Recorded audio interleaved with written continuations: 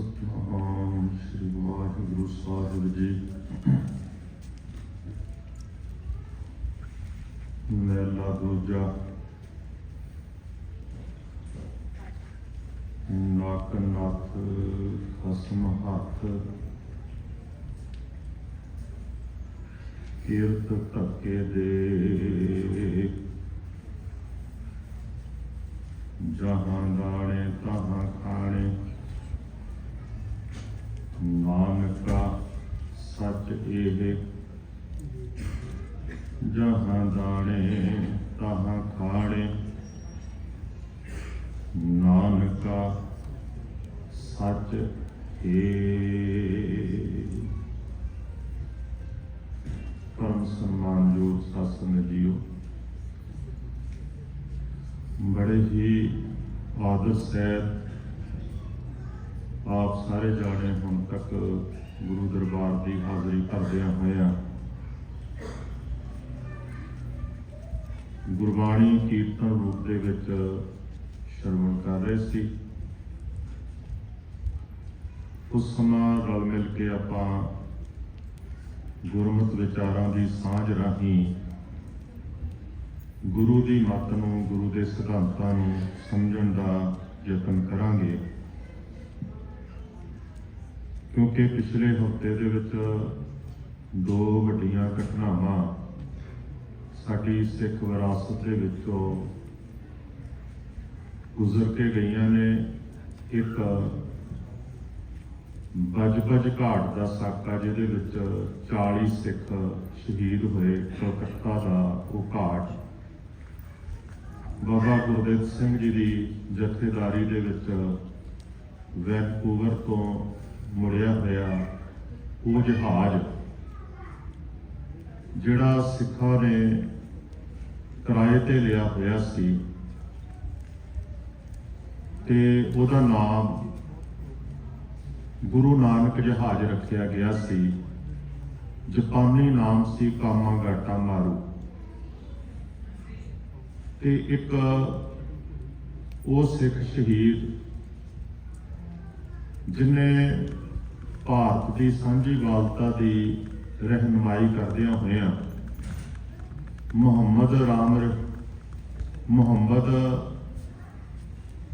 ਰਾਮ ਅਤੇ ਸਿੰਘ ਨਾਮ ਜੋੜ ਕੇ ਆਪਣੇ ਆਪ ਨੂੰ ਪੇਸ਼ ਕੀਤਾ। ਰਾਮ ਮੁਹੰਮਦ ਸਿੰਘ, ਭਾਵ ਕਿ ਸੁਨਾਮ ਦਾ ਉਹ ਮਹਾਨ ਸ਼ਹੀਦ ਜਿਹਦਾ ਜਨਮ ਸੁਨਾਮ ਦੇ ਵਿੱਚ ਹੋਇਆ, ਸ਼ਹੀਦ ਊਧਮ ਸਿੰਘ। ਉਹ ਇਹ ਦੋ ਘਟਨਾਵਾਂ ਪਿਛਲੇ ਸਮੇਂ ਗੁਜ਼ਰ ਕੇ ਗਈਆਂ ਨੇ। ਇਹਨਾਂ ਦਾ ਸੰਬੰਧ ਦੇਸ਼ ਤੋਂ ਬਾਹਰ ਵਿਦੇਸ਼ ਦੇ ਸਿਸਟਮ ਨਾਲ ਜੁੜਿਆ ਹੋਇਆ ਹੈ। ਔਰ ਇਹ ਵਿਚਾਰਨਾ ਤਾਂ ਵੀ ਜ਼ਰੂਰੀ ਹੈ ਕਿਉਂਕਿ ਉਹਨਾਂ ਦੇ ਕੀਤੇ ਹੋਏ ਕਾਰਨਾਮੇ ਨੇ ਜਿਨ੍ਹਾਂ ਕਰਕੇ ਆਪਾਂ ਪਰਿਵਾਰਾਂ ਸਮੇਤ ਇਹਨਾਂ ਦੇਸ਼ਾਂ ਦੇ ਵਿੱਚ ਬੈਠੇ ਹੋਏ ਹਾਂ। ਬਹੁਤ ਸਾਰੀਆਂ ਕਾਨੂੰਨੀ ਤਬਦੀਲੀਆਂ ਉਹਨਾਂ ਦੀ ਮਿਹਨਤ ਰਾਹੀਂ ਵਾਪਰੀਆਂ, ਪਰ ਸਾਨੂੰ ਪਤਾ ਨਹੀਂ ਹੈ। ਔਰ ਸਾਨੂੰ ਪਤਾ ਹੋਣਾ ਚਾਹੀਦਾ ਹੈ ਕਿ ਕਿੰਨਾਂ ਦੇ ਕੀਤੇ ਹੋਏ ਕਾਰਨਾਮਿਆਂ ਦਾ ਆਪਾਂ ਆਨੰਦ ਮਾਣ ਰਹੇ ਹਾਂ। ਤੇ ਜੇ ਸਾਨੂੰ ਪਤਾ ਹੋਏਗਾ, ਅਸੀਂ ਆਪਣੇ ਆਪ ਨੂੰ ਉਹਨਾਂ ਮਹਾਨ ਵਿਅਕਤੀਆਂ ਦੇ ਕਰਜ਼ਦਾਰ ਵੀ ਸਮਝਾਂਗੇ, ਉਹਨਾਂ ਦੀ ਰਿਸਪੈਕਟ ਵੀ ਕਰਾਂਗੇ ਔਰ ਉਹਨਾਂ ਦੇ ਨਕਸ਼ੇ ਕਦਮਾਂ ਦੇ ਉੱਪਰ ਚੱਲਦੇ ਹੋਏ ਆਉਣ ਵਾਲੇ ਸਮੇਂ ਦੀਆਂ ਜਿਹੜੀਆਂ ਦਰਪੇਸ਼ ਸਮੱਸਿਆਵਾਂ ਨੇ ਉਹਨਾਂ ਨੂੰ ਹੱਲ ਕਰਨ ਵਾਸਤੇ ਵੀ ਆਪਾਂ ਯਤਨਸ਼ੀਲ ਹੋਵਾਂਗੇ। ਇਸ ਵਾਸਤੇ ਆਪਾਂ ਇੱਕ ਸ਼ਲੋਕ ਦੇ ਨਜ਼ਰੀਏ ਤੋਂ ਗੁਰਬਾਣੀ ਨੂੰ ਸਾਹਮਣੇ ਰੱਖ ਕੇ ਇਹਨਾਂ ਸਾਰੀਆਂ ਘਟਨਾਵਾਂ ਨੂੰ ਵਾਚਣ ਦਾ ਯਤਨ ਕਰਾਂਗੇ। ਸ਼ਲੋਕ ਗੁਰੂ ਅੰਗਦ ਸਾਹਿਬ ਮਹਾਰਾਜ ਜੀ ਦਾ ਹੈ, ਜਿਹੜਾ ਮੈਂ ਮੰਗਲ ਵਜੋਂ ਪੜ੍ਹਿਆ। ਨੱਕ ਨੱਥ ਖਸਮ ਹੱਥ, ਕੀਰਤ ਧੱਕੇ ਦੇ। ਜਹਾਂ ਦਾਣੇ ਤਹਾਂ ਖਾਣੇ, ਨਾਨਕਾ ਸੱਚ ਏ। ਇਹ ਸ਼ਲੋਕ ਆਮ ਤੌਰ ਤੇ ਮੁਹਾਵਰੇ ਵਾਂਗੂ ਆਪਾਂ ਆਪਸ ਦੇ ਵਿੱਚ ਗੱਲਾਂ ਬਾਤਾਂ ਕਰਦੇ ਹਾਂ, ਕਈ ਵਾਰ ਵਰਤਦੇ ਵੀ, ਕਿਉਂਕਿ ਆਪਾਂ ਜੇ ਆਪਣਿਆਂ ਨੂੰ ਮਿਲਣ ਵਾਸਤੇ ਜਿਹੜੇ ਇੰਡੀਆ ਪੰਜਾਬ ਦੇ ਵਿੱਚ ਨੇ ਜਾਣਾ ਹੋਵੇ ਤੇ ਸਾਨੂੰ ਇੱਕ ਲੰਬਾ ਸਫ਼ਰ ਕਰਨਾ ਪੈਂਦਾ ਹੈ। ਉਹ ਵੀ ਕਈ ਵਾਰ ਕਹਿ ਦਿੰਦੇ ਤੁਸੀਂ ਬੜੀ ਦੂਰ ਚਲੇ ਗਏ ਸਾਡੇ ਨਾਲੋਂ, ਤੇ ਆਪਾਂ ਕਹਿੰਦੇ ਹਜੀ ਸਾਡੇ ਥੋੜੀ ਕੁਝ ਵਸ ਹੈ। ਨੱਕ ਖਸਮ ਹੱਥ ਕਿਰਤ ਕਰਕੇ ਦੇ, ਜਹਾਂ ਦਾਣੇ ਤਾਹਾਂ ਖਾਣੇ। ਸਾਡੇ ਦਾਣੇ ਉੱਥੇ ਸਨ, ਉੱਥੇ ਖਾਣ ਵਾਸਤੇ ਆਪਾਂ ਗਏ ਹੋਏ ਹਾਂ। ਤੋ ਇੱਕ ਵਾਰੀ ਆਪੋ ਆਪਣੀਆਂ ਸੁਰਤੀਆਂ ਨੂੰ ਇਕਾਗਰ ਕਰੋ। ਇਹ ਸ਼ਲੋਕ ਦੇ ਭਾਵਾਂ ਨੂੰ ਵੀ ਆਪਾਂ ਜਾਣਾਂਗੇ, ਤੇ ਨਾਲ ਫਿਰ ਸਾਡੀ ਕਿਰਤ, ਸਾਡਾ ਦਾਣਾ ਪਾਣੀ ਜਿੱਥੇ ਲੈ ਕੇ ਆਇਆ, ਕਦੋਂ ਲੈ ਕੇ ਆਇਆ, ਕਿਹੜੀਆਂ ਕਿਹੜੀਆਂ ਸਮੱਸਿਆਵਾਂ ਸਾਡੇ ਬਜ਼ੁਰਗਾਂ ਨੂੰ ਆਈਆਂ, ਉਹ ਆਪਾਂ ਸਾਰੀਆਂ ਵਿਚਾਰਾਂਗੇ। ਪਿਆਰ ਨਾਲ ਇੱਕ ਵਾਰੀ ਉਸ ਵਾਹਿਗੁਰੂ ਜੀ ਨੂੰ ਯਾਦ ਕਰੋ। ਆਪੋ ਸਤਨਾਮ ਸ੍ਰੀ। ਕਈ ਵਾਰੀ ਜਦੋਂ ਐਵੇਂ ਦਾ ਆਪਾਂ ਸ਼ਲੋਕ ਪੜ੍ਹੀਏ ਤੇ ਸਾਨੂੰ ਨਾ ਸਿੱਧੇ ਸਿੱਧੇ ਅਰਥ ਉਹ ਜ਼ਿਆਦਾ ਭਾਉਂਦੇ ਹੋਏ ਮਹਿਸੂਸ ਹੁੰਦੇ ਨੇ। ਵੈਸੇ ਵੀ ਡੂੰਘੀ ਗੱਲ ਦੇ ਵਿੱਚ ਬੰਦਾ ਪੈਣਾ ਵੀ ਨਹੀਂ ਚਾਹੁੰਦਾ। ਉੱਪਰਲੀਆਂ ਗੱਲਾਂ ਸਾਡੇ ਮਨ ਨੂੰ ਖੁਸ਼ ਵੀ ਕਰ ਦਿੰਦੀਆਂ ਨੇ। ਡੂੰਘਾਈ ਵਾਲਾ ਪੱਖ ਜਿਹੜਾ ਹੈ ਉਹ ਸਮਝਣ ਵਾਸਤੇ ਸਾਡਾ ਮਨ ਥੱਕ ਜਾਂਦਾ ਹੈ। ਸਾਨੂੰ ਆਪਣੇ ਦਿਮਾਗ ਦੇ ਉੱਪਰ ਕਾਫੀ ਬੋਝ ਪਾਉਣਾ ਪੈਂਦਾ ਹੈ। ਸਿੱਧੇ ਜਿਹੇ ਅਰਥ ਐਵੇਂ ਲੱਗਦੇ ਨੇ, ਸਾਨੂੰ ਐਵੇਂ ਸਾਹਮਣੇ ਨਜ਼ਰ ਆਉਂਦਾ ਜਿਵੇਂ ਕੋਈ ਬਲਦ ਹੋਵੇ ਜਾਂ ਕੋਈ ਸੰਡਾ ਹੋਵੇ ਤੇ ਉਹਦੇ ਨੱਕ ਦੇ ਵਿੱਚ ਰੱਸਾ ਪਾਇਆ ਹੋਇਆ, ਕਿਸੇ ਨੇ ਨੱਥ ਪਾਈ ਹੋਈ ਹੈ, ਤੇ ਐਵੇਂ ਫੜ ਕੇ ਕੋਈ ਬੰਦਾ, ਕੋਈ ਕਿਸਾਨ ਤੁਰਿਆ ਜਾ ਰਿਹਾ ਖਿੱਚ ਕੇ, ਉਹ ਪਿੱਛੇ ਵੀ ਹਟਣਾ ਚਾਹੁੰਦਾ, ਤਾਂ ਵੀ ਜਦੋਂ ਨੱਕ ਨੂੰ ਖਿੱਚ ਪੈਂਦੀ ਹੈ ਤੇ ਉਹ ਵਿਚਾਰਾ ਨਾ ਚਾਹੁੰਦਾ ਹੋਇਆ ਵੀ ਅੱਗੇ ਤੁਰਿਆ ਆਉਂਦਾ। ਅਸੀਂ ਐਵੇਂ, ਕਿਉਂਕਿ ਅਸੀਂ ਆਪਣੀਆਂ ਅੱਖਾਂ ਸਾਹਮਣੇ ਐਵੇਂ ਦਾ ਬਹੁਤ ਕੁਝ ਵੇਖਿਆ, ਇਸ ਵਾਸਤੇ ਸਾਨੂੰ ਐਵੇਂ ਲੱਗਦਾ ਹੈ ਕਿ ਐਵੇਂ ਦੀ ਕੋਈ ਨੱਥ ਸਾਡੇ ਨੱਕ ਦੇ ਵਿੱਚ ਫਸੀ ਹੋਈ ਹੈ ਤੇ ਕੋਈ ਸਾਨੂੰ ਖਿੱਚ ਕੇ ਲਿਆ ਰਿਹਾ ਹੈ। ਅਸੀਂ ਐਵੇਂ ਸਮਝਦੇ ਹਾਂ ਕਿ ਰੱਬ ਐਵੇਂ ਖਿੱਚ ਕੇ ਸਾਨੂੰ ਲੈ ਕੇ ਆ ਰਿਹਾ ਹੈ। ਵੇਖੋ, ਇਹ ਇੱਕ ਐਗਜ਼ਾਮਪਲ ਹੈ। ਇਹਦੇ 'ਚ ਕੋਈ ਸ਼ੱਕ ਨਹੀਂ ਕਿ ਵਾਕਈ ਅਸੀਂ ਕਿਸੇ ਨੱਥ ਨਾਲ ਨੱਥੇ ਹੋਏ ਹਾਂ, ਬੱਝੇ ਹੋਏ। ਆਪ ਨਾਥ ਨਾਥੀ ਸਭ ਜਾਤੀ, ਰਿੱਧ ਸਿੱਧ ਅਵਰਾ ਸਾਰ। ਵਾਕਈ ਅਸੀਂ ਉਸ ਪਰਮ ਨਾਥ ਦੇ ਨਾਲ ਨੱਥੇ ਹੋਏ ਹਾਂ, ਉਹਦੇ ਨਾਲ ਟੈਗ ਹਾਂ, ਜੁੜੇ ਹੋਏ ਹਾਂ, ਬੱਝੇ ਹੋਏ ਹਾਂ। ਪਰ ਕਿਵੇਂ ਬੱਝੇ ਹੋਏ ਹਾਂ? ਅਸਲ ਦੇ ਵਿੱਚ ਜਪਜੀ ਸਾਹਿਬ ਦੇ ਅੰਦਰ ਸਤਿਗੁਰੂ ਜੀ ਨੇ ਦੂਜੀ ਹੀ ਪੌੜੀ ਦੇ ਵਿੱਚ ਹੁਕਮ ਦੀ ਗੱਲ ਕੀਤੀ ਸੀ। ਹੁਕਮ ਰਜ਼ਾਈ ਚੱਲਣਾ ਨਾਨਕ ਲਿਖਿਆ ਨਾਲ। ਹੁਣ ਬੜੀ ਵੱਡੀ ਸਮੱਸਿਆ ਹੈ। ਬੰਦਾ ਪਤਾ ਕੀ ਕਹਿੰਦਾ, ਜਦੋਂ ਤੁਸੀਂ ਉਹਨੂੰ ਕਹੋ ਬੁਰੇ ਕੰਮ ਕਰਨੇ ਬੰਦ ਕਰ ਦੇ, ਉਹ ਕਹਿੰਦਾ ਹੈ ਜੀ ਉਹਦੇ ਹੁਕਮ ਦੇ ਵਿੱਚ ਕਰ ਰਿਹਾ। ਜਿਹੜਾ ਚੰਗੇ ਕਰ ਰਿਹਾ ਉਹ ਕਹਿੰਦਾ ਮੈਂ ਤਾਂ ਉਹਦੇ ਹੁਕਮ 'ਚ ਚੰਗੇ ਕਰ ਰਿਹਾ ਹਾਂ। ਜਿਹੜਾ ਮਾੜੇ ਕਰ ਰਿਹਾ ਉਹ ਕਹਿੰਦਾ ਮੈਂ ਉਹਦੇ ਹੁਕਮ 'ਚ ਕਰ ਰਿਹਾ ਹਾਂ। ਕਿਸੇ ਨੂੰ ਤੁਸੀਂ ਕਹੋ ਕਿ ਸ਼ਰਾਬ ਪੀਣੀ ਮਾੜੀ ਚੀਜ਼ ਹੈ, ਉਹ ਕਹਿਣ ਲੱਗਿਆ ਉਹਦਾ ਹੁਕਮ ਹੀ ਨਹੀਂ ਹੈਗਾ। ਤੁਸੀਂ ਕਿਸੇ ਨੂੰ ਕਹੋ ਗੁਰਦੁਆਰੇ ਆਇਆ ਕਰ, ਉਹ ਕਹਿੰਦਾ ਹੈ ਕਿ ਅਜੇ ਤੇ ਉਹਦਾ ਹੁਕਮ ਹੀ ਨਹੀਂ ਹੋਇਆ। ਇਸ ਵਾਸਤੇ ਮੈਂ ਕਿੱਥੋਂ ਗੁਰਦੁਆਰੇ ਚਲਿਆ ਜਾਵਾਂ? ਮੈਂ ਕਿਵੇਂ ਸ਼ਰਾਬ ਛੱਡ ਦਿਆਂ? ਮੈਂ ਕਿਵੇਂ ਝੂਠ ਬੋਲਣਾ ਛੱਡ ਦਿਆਂ? ਭਾਈ ਜੇ ਵਾਕਈ ਐਵੇਂ ਹੈ ਤੇ ਇੱਕ ਗੱਲ ਦਾ ਖਿਆਲ ਕਰਿਓ, ਗੁਰੂ ਨਾਨਕ ਪਾਤਸ਼ਾਹ ਜੀ ਦੀਆਂ 4 ਉਦਾਸੀਆਂ ਫਿਰ ਕਾਹਦੇ ਵਾਸਤੇ? ਜੇ ਸਾਰਾ ਕੁਝ ਉਵੇਂ ਹੀ ਹੋਣਾ ਸੀ ਜਿਵੇਂ ਚੱਲ ਰਿਹਾ ਸੀ, ਫਿਰ ਗੁਰੂ ਨਾਨਕ ਸਾਹਿਬ ਨੂੰ 4 ਉਦਾਸੀਆਂ ਕਰਨ ਦੀ ਕੀ ਲੋੜ ਸੀ? ਕਾਹਦੇ ਵਾਸਤੇ ਗਏ? ਲੋਕਾਂ ਨੂੰ ਸਮਝਾਉਣ ਵਾਸਤੇ ਗਏ, ਗਿਆਨ ਦੇਣ ਵਾਸਤੇ ਗਏ। ਜਿਹੜਾ ਗਿਆਨ ਉਹਨਾਂ ਨੇ ਲੋਕਾਂ ਨੂੰ ਦਿੱਤਾ ਉਹਨੂੰ ਅਸੀਂ ਕਹਿੰਦੇ ਹਾਂ ਗੁਰੂ ਦੇ ਮੂੰਹ ਵਿੱਚੋਂ ਨਿਕਲਿਆ ਹੋਇਆ ਗਿਆਨ, ਗੁਰਬਾਣੀ। ਗੁਰਬਾਣੀ ਸਾਡਾ ਗੁਰੂ ਹੈ। ਤੇ ਕਿੰਨੇ ਅੰਕ ਨੇ ਗੁਰੂ ਗ੍ਰੰਥ ਸਾਹਿਬ ਜੀ ਦੇ? 1430। ਫਿਰ ਜੇ ਸਾਰਾ ਕੁਝ ਉਵੇਂ ਹੀ ਹੋਣਾ ਹੈ ਕਿ ਨੱਥ ਪਾਈ ਹੋਈ ਹੈ, ਨੱਕ ਦੇ ਵਿੱਚੋਂ ਖਿੱਚੀ ਜਾ ਰਿਹਾ, ਕਿਸੇ ਨੂੰ ਸ਼ਰਾਬ ਵਾਲੇ ਪਾਸੇ ਖਿੱਚੀ ਜਾ ਰਿਹਾ, ਕਿਸੇ ਨੂੰ ਚੋਰੀਆਂ ਕਰਨ ਵਾਲੇ ਪਾਸੇ ਖਿੱਚੀ ਜਾ ਰਿਹਾ, ਕਿਸੇ ਨੂੰ ਝੂਠ ਬੋਲਣ ਵਾਲੇ ਪਾਸੇ ਖਿੱਚੀ ਜਾ ਰਿਹਾ ਹੈ, ਕਿਸੇ ਨੂੰ ਚੰਗੇ ਪਾਸੇ, ਕਿਸੇ ਨੂੰ ਗੁਰਦੁਆਰੇ ਲੈ ਕੇ ਆ ਰਹੇ, ਕਿਸੇ ਨੂੰ ਠੇਕੇ ਵਾਲੇ ਪਾਸੇ ਲੈ ਕੇ ਜਾ ਰਹੇ। ਜੇ ਤਾਂ ਸਾਰਾ ਕੁਝ ਇਵੇਂ ਹੀ ਹੋ ਰਿਹਾ, ਫਿਰ 1430 ਅੰਕ ਗਿਆਨ ਇਹ ਕਾਹਦੇ ਵਾਸਤੇ? ਫਿਰ ਪਾਠ ਕਾਹਦੇ ਵਾਸਤੇ? ਫਿਰ ਆ ਸੰਗਤ ਵਿੱਚ ਮੇਰਾ ਭਾਸ਼ਣ ਕਾਹਦੇ ਵਾਸਤੇ? ਤੁਸੀਂ ਸੁਣ ਕਾਹਦੇ ਵਾਸਤੇ ਰਹੇ ਹੋ? ਜੇ ਤੁਸੀਂ ਬਦਲਣਾ ਹੀ ਨਹੀਂ ਕਿ ਨੱਕ ਦੇ ਵਿੱਚ ਨੱਥ ਪਈ ਹੈ, ਜਿੱਧਰ ਉਹਨੇ ਲੈ ਕੇ ਜਾਣਾ ਤੁਸੀਂ ਉੱਧਰ ਹੀ ਜਾਣਾ, ਫਿਰ ਤੁਸੀਂ ਕਾਹਦੇ ਵਾਸਤੇ? ਇਹ ਸਾਰੀ ਪ੍ਰਕਿਰਿਆ ਕਾਹਦੇ ਵਾਸਤੇ? ਨਹੀਂ ਭਾਈ, ਸਮਝਣਾ ਪਏਗਾ ਇਹ ਹੁਕਮ ਹੈ ਕੀ ਤੇ ਰਜ਼ਾ ਹੈ ਕੀ। ਹੁਕਮ ਨੂੰ ਹੀ ਨੱਥ ਕਿਹਾ ਹੈ, ਉਹਦੀ ਰਜ਼ਾ ਨੂੰ ਹੀ ਨੱਥ ਕਿਹਾ ਹੈ ਕਿਵੇਂ ਕਰਿਓ। ਤੋ ਸਮਝੋ ਉਹਦਾ ਹੁਕਮ, ਉਹਦੀ ਰਜ਼ਾ, ਉਹਦੀ ਨੱਥ ਇਵੇਂ ਹੈ ਜਿਵੇਂ ਪਾਣੀ ਹੋਵੇ। ਪਾਣੀ ਦੇ ਵਿੱਚ ਮੱਛੀ ਰਹਿੰਦੀ ਹੈ, ਉਹਦੇ ਵਿੱਚ ਹੀ ਮਲ ਮੂਤਰ ਵੀ ਤਿਆਗਦੀ ਹੈ, ਉਹਦੇ ਵਿੱਚ ਕਲੋਨਾ ਕਰਦੀ ਹੈ, ਘੁੰਮਦੀ ਫਿਰਦੀ ਹੈ, ਖੁਸ਼ੀਆਂ ਮਾਣਦੀ ਹੈ, ਸਾਰੀ ਜ਼ਿੰਦਗੀ ਮਾਣਦੀ ਹੈ, ਤੇ ਪਾਣੀ ਉਹਦਾ ਜੀਵਨ ਹੈ। ਜੋ ਮਛਲੀ ਬਿਨ ਪਾਣੀ ਹੈ ਕਿਉਂ ਜੀਵਨ ਪਾਵੇ। ਮੱਛੀ ਪਾਣੀ ਤੋਂ ਬਿਨਾਂ ਨਹੀਂ ਰਹਿ ਸਕਦੀ। ਇਸੇ ਪ੍ਰਕਾਰ ਉਹਦੀ ਰਜ਼ਾ, ਉਹਦਾ ਹੁਕਮ ਪਾਣੀ ਵਾਂਗੂ ਹੈ। ਸਾਨੂੰ ਉਹਦੇ ਵਿੱਚ ਰਹਿਣਾ ਪੈਂਦਾ ਹੈ, ਉਹਦੇ ਤੋਂ ਬਿਨਾਂ ਸਾਡੀ ਜ਼ਿੰਦਗੀ ਨਹੀਂ। ਰਜ਼ਾ ਰੂਪੀ ਜਲ ਦੇ ਵਿੱਚ ਅਸੀਂ ਚੰਗੇ ਕੰਮ ਵੀ ਕਰਦੇ ਹਾਂ ਤੇ ਮਾੜੇ ਕੰਮ ਵੀ ਕਰਦੇ ਹਾਂ। ਇੱਕ ਉਦਾਹਰਨ ਮੈਂ ਅੱਗੇ ਵੀ ਸ਼ਾਇਦ ਕਿਤੇ ਦਿੱਤੀ ਹੋਵੇ, ਗੱਲ ਕਰਦੇ ਹਾਂ। ਨੱਥ ਇਵੇਂ ਹੈ, ਰਜ਼ਾ ਜਾਂ ਹੁਕਮ ਇਵੇਂ ਹੈ। ਵੇਖੋ ਗੱਲ ਡੂੰਘੀ ਹੈ, ਥੋੜੀ ਸੁਰਤ ਨੂੰ ਤਿੱਖਿਆ ਕਰਿਓ, ਦਿਮਾਗ ਨੂੰ ਥਕਾਉਣ ਦਾ ਯਤਨ ਨਾ ਕਰਿਓ। ਜਿਵੇਂ ਕਰੰਟ ਆ ਰਿਹਾ ਤਾਰਾਂ ਦੇ ਵਿੱਚ, ਜੇ ਇਸ ਬਲਬ ਦੇ ਵਿੱਚ ਕੋਈ ਪ੍ਰੋਬਲਮ ਹੋ ਜਾਏ, ਕਈ ਵਾਰ ਵੇਖਿਆ ਨਹੀਂ ਤਾਂ ਪ੍ਰੋਬਲਮ ਹੋ ਜਾਂਦੀ, ਉਹ ਐਵੇਂ ਕਰੀ ਜਾਂਦੇ ਨੇ ਬਲਬ। ਹੁਣ ਕਰੰਟ ਦੀ ਪ੍ਰੋਬਲਮ ਨਹੀਂ ਹੈ, ਪ੍ਰੋਬਲਮ ਕਿਹਦੀ ਹੈ? ਬਲਬ ਦੀ। ਮੰਨ ਲਓ ਇੱਕ ਮਸ਼ੀਨ ਨੂੰ ਤੁਸੀਂ ਸਵਿਚ ਆਨ ਕੀਤਾ, ਕੱਪੜਾ ਬਣਾਉਣ ਵਾਲੀ ਮਸ਼ੀਨ ਹੋਵੇ, ਤੇ ਮਸ਼ੀਨ ਠੀਕ ਹੈ ਤੇ ਚੱਲ ਰਹੀ ਹੈ, ਕੱਪੜਾ ਵਧੀਆ ਬਣਾ ਰਹੀ ਹੈ, ਪਰ ਜੇ ਮਸ਼ੀਨ ਦਾ ਕੋਈ ਕਲਪੁਰਜਾ ਟੁੱਟ ਗਿਆ ਤੇ ਕਿਸੇ ਜਗ੍ਹਾ ਤੋਂ ਧਾਗਾ ਜਿਹੜਾ ਹੈ ਉਹ ਟੁੱਟਾ ਆ ਰਿਹਾ ਹੈ, ਉਹਦੇ ਵਿੱਚ ਕੁਝ ਧਾਗੇ ਛੁੱਟੇ ਹੋਏ ਨੇ, ਕਿਹਦੀ ਪ੍ਰੋਬਲਮ ਹੈ? ਉਹ ਕਰੰਟ ਦੀ ਪ੍ਰੋਬਲਮ ਹੈ ਕਿ ਮਸ਼ੀਨ ਦੀ ਪ੍ਰੋਬਲਮ ਹੈ? ਕਰੰਟ ਦਾ ਤਾਂ ਕੰਮ ਹੈ ਉਹਨੇ ਮਸ਼ੀਨ ਨੂੰ ਗਤੀਸ਼ੀਲ ਕਰਨਾ ਹੈ।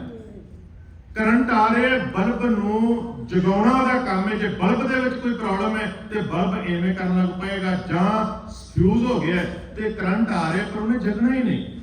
ਮਸ਼ੀਨ ਦੀ ਕੋਈ ਗਰਾਰੀ ਟੁੱਟੀ ਹੈ, ਕਰੰਟ ਨੇ ਤੇ ਮਸ਼ੀਨ ਨੂੰ ਚਲਾਉਣਾ ਹੈ, ਪਰ ਜੇ ਗਰਾਰੀ ਟੁੱਟੀ ਹੈ ਤੇ ਕੱਪੜਾ ਗਲਤ ਬਣ ਰਿਹਾ ਜਾਂ ਕੋਈ ਵੀ ਪ੍ਰੋਡਕਸ਼ਨ ਹੋ ਰਹੀ ਜਿਹੜੀ ਉਹ ਗਲਤ ਬਣੇਗੀ, ਪਰ ਕਸੂਰ ਕਰੰਟ ਦਾ ਨਹੀਂ। ਕਰੰਟ ਕੀ ਹੈ?